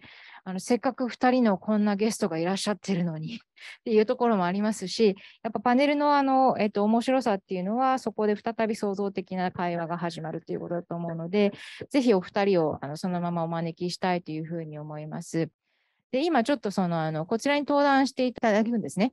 ちなみにこの間を利用して、パネルを編纂するにあたって、一番泣きどころは、私たちというよりも、本当にその同時通訳をしてくださっている方にパネルっていうのは泣きどころが多いところで、この場を借りて深く感謝を申し上げます。すみません、もう少しお付き合いください。よろしくお願いします。すみません、ちょっとバタバタしました。見ていらっしゃる方には、これぞ現場を共有するポリティクス、ちょっと見ていただければと思います。はい、じゃあお座りいただいて。Okay, so we actually ask you about the reflections and how you feel about the discussions in part 1 and part 2. Particularly, you would like to listen to your comments about how we Japanese case studies can actually manage the transformative changes, or we can have a kind of the pathways, how we can actually design the pathways themselves to the much more direct actually actions for sustainable inclusive society. Well, such a rich conversation, such rich examples, and then reflection on them. So much to say, but I guess I've distilled four points to make quickly in just 3 minutes. So the first is the role of consumption really came out to me. So one of the leverage points of the global assessment for IPBES is sustainable consumption, and that was really clearly part of this conversation. So much to say about that. And what I think was interesting is the producers obviously have a lot of relational values. Pride was mentioned, smiles as a way of determining this, but also consumers. And there's a really interesting conversation about consumers having values connected to a particular place. So that issue of not being able to substitute one place for another is a really important part of relational values. And that really came out, that this place matters, that the product is from this place is really important. So that was really interesting to see, and very related to that local community revitalization is that this place is something that consumers also think is important. They recognize that value. So that was really neat to see. The second idea is this idea of eudaimonia, which we didn't mention, but eudaimonia is a Greek word, but that means really a fulfilling life and a good life. And it's very connected to relational values, that relational values are connected to this idea of a fulfilling life. That really came through in these examples, particularly these examples. This is a richness, there's a depth, there's a multidimensionality to the way that these lives are improved. And it's reflected in the smiles and the stories and the pride and all of that. So again, and for producers and consumers, there was this idea of a fulfilling life, consumers also being connected to something they can believe in and support. The third thing I thought was really interesting was this idea of making fun. So from the Ikeda story of being made fun of for coming from that place, I find that really interesting because I think it relates to the fourth leverage point I mentioned about values, of this idea of shifting values, that making fun of something is related to values. It's related to what you value or what you don't value. It's related to social norms. And so that idea of that seems makes it hard. It makes it hard to act on those values. And so that seems like a really interesting opportunity for that fourth really deep leverage point of changing the way things are perceived, changing that perception of being from this place as something to be made fun of. So that just was very poignant for me. And the fourth point I decided to mention, of all the ones I could have, was I really appreciated Professor Mino's final question of sort of, this is very organized, but how do we actually do this? How do we actually look at these values and incorporate them into our decision-making? Crucial question. I think that is, to me, the crucial transdisciplinary research question. Is what does that look like? And I think we have lots of examples. The values assessment provides lots of examples, but I think we need to try this in many places. We need to try it and create more examples. We need to integrate them. And that, to me, is the really exciting frontier where we are, given the name of your school. And I really just hope, I think the center is really well poised to work on that. And I'm really excited to see the center help advance to answer that really crucial question that Professor Mino posed. Thank you. I go next, can you? Yeah. Well, the hard part of being the last is that most of the points have been already made. The ones I already pointed out is like the second and third and the fourth. Sorry. But there's a fifth one that I think it is crucial. Well, and a sixth one. Okay. I was going to start with this laughing at others. Yeah, because to me, that's a negative relational value. It's really negative. It's at this value. The fact that it's not that they don't value it. It's like they have a negative reaction to, and one way to show that negative reaction and to show that there is some dominance or some kind of even a moral high with in comparison to those people in the village is to laugh at them or to laugh at the situation. I think that's a very explicit notion of this value or negative value at something. So that brings me a very simple thought. How do we turn from a this value to at least a neutral value before we get to a positive value and become a consumer who is interested in consuming sustainable foods from a place that people have pride of themselves. And so I think there is a gradient. There are different stages there. So I think if this happens especially in urban areas, people who live there are very disconnected to nature, extremely disconnected to nature. This is the trigger for this value, for this negative value, is ignorance.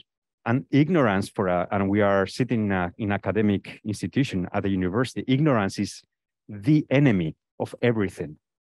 So it's like, what is the role of academia? What is the role of science? What is the role of bringing other knowledge systems and play and weave knowledge to make sure that we finish with that ignorance in places like Tokyo, okay, which to the world, it seems like a very advanced, technologically advanced place, but at the same time, it has the paradox that a lot of people living and working in places like this, I'm not just saying Tokyo, I'm saying Tokyo and many big cities in the world are completely ignorant about the role of nature for their own well-being, for the well-being of others, even for the well-being for nature itself.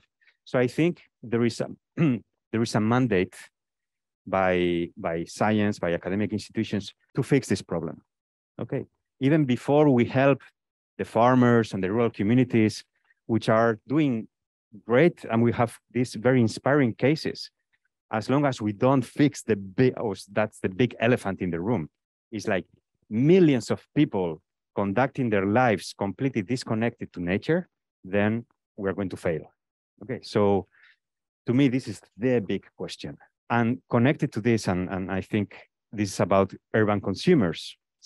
I think there is a lot of research about how urban consumers are getting into organic produce, products and so on. but it still is a very small niche. And yeah, it's growing, but compared to the mass level of consumption, it still is very small. So there could be a competition between different villages to try to provide these goods and services to urban consumers. But at the moment, still, I don't envisage a revolution in consumer behavior in urban areas until they really are cognizant about the role of nature and the values of nature. So rather than in the future, different villages competing with each other to try to sell their organic produce to ignorant consumers, I think we should train policymakers, not only train students who might be policymakers or might be people with influence in different sectors. That's the future. We need to fix the problem now. So I think we academic institutions have the responsibility to train policymakers, people in councils in Tokyo, in big business and so on, to make sure that this kind of ignorance about the role and the values of nature disappears from society. And this is urgent. I mean, if we don't do this and we just hope that future generations and our future students will pick up some of these ideas and somehow this will scale, who knows how, we don't have time. Basically, we are at a moment where biodiversity loss and climate change are very urgent problems. It's not about a long-term issue. It's a short to medium-term issue. So my reflection therefore goes to what is the role of academia and science, not only for future students or students becoming future leaders or whatever, but actual policymakers and business leaders and influencers in YouTube, yeah, who are in Instagram, and it's like telling them, please stop being ignorant about these crucial issues, yeah? And I think I don't have an answer of how to do this, okay? But I think we should look at the big picture here. All these small cases everywhere around the world are very inspiring, how relational values can trigger action, this collective action, and transformative change at the collective level in a village or in a region is very inspiring. But for me, the big elephant in the room is how we make sure that ignorance, which is mass ignorance in these kinds of urban context, really disappears, yeah? As soon as possible. So that was the 6th point. Thank you so much. Okay, so actually we're running up the time already. So we are actually closing this symposium today. And I would like to have a big applause to the key speakers and also the commentators here. So thank you for listening our actually symposium, and thank you again. Thank you for your great speeches and comments. Thank you. Thank you very much. I would like to extend my thanks to all the panelists for their wonderful presentations and discussions. Since the time, we are running out of the time, so now let's welcome Professor Atsushi Deguchi, Dean of Graduate School of Frontier Sciences, the University of Tokyo, to give closing remarks. Yes, thank you very much for all the speakers and panelists. So that I would like to conclude this international symposium. So by expressing my gratitude to all the speakers and facilitators and panelists, for excellent and sort of provoking the talks and fruitful discussion on the different values, the diverse values of biodiversity and ecosystem, and the way to utilize them. Particularly, so Dr. Unai, PASCUAL, and Dr. Rachelle GOULD. So thank you very much much for coming all the way to Japan. So I really appreciate for the very suggestive and informative presentation. So that we have a lot of the suggestions from your presentation. Thank you very much. So it will be the good opportunity to start up and launch our the new center, and also how to you give us the key issues so that we should tackle with for the future the mission in this the center's activities. The Mr. the Mizoguchi and Mr. Uebara, thank you for presenting the cases of very unique success. They're from Japan, where the local communities, they use various nature and its values to revitalize the local communities. Thank you. I'd also like to express my appreciation to the panelists, Dr. Kami, Professor Hashimoto, Dr. Yoshida, and Professor Mino, and the facilitator, the Professor FUKUNAGA. So therefore connecting the global frameworks and on the valuation of biodiversity to the local Japanese cases. Particularly, the Professor Mino is one of the founder of the sustainability studies in our graduate school, and also the former dean of this graduate school. So that we are really very, very happy to have the Professor Mino's opinions and the messages so that to the future activities. And in Japan, so there are unique cases of the success. However, so that these cases are not well known domestically and internationally. That I strongly believe that one of the tasks that are given to this the brand new center, the Sustainable Society, the Design Center, is to introduce the cases of success in the global arena, such as the IPBES and the IPCC, and to contribute to the transformative change induced by the transformative governance, which has been the key issue discussed in this symposium.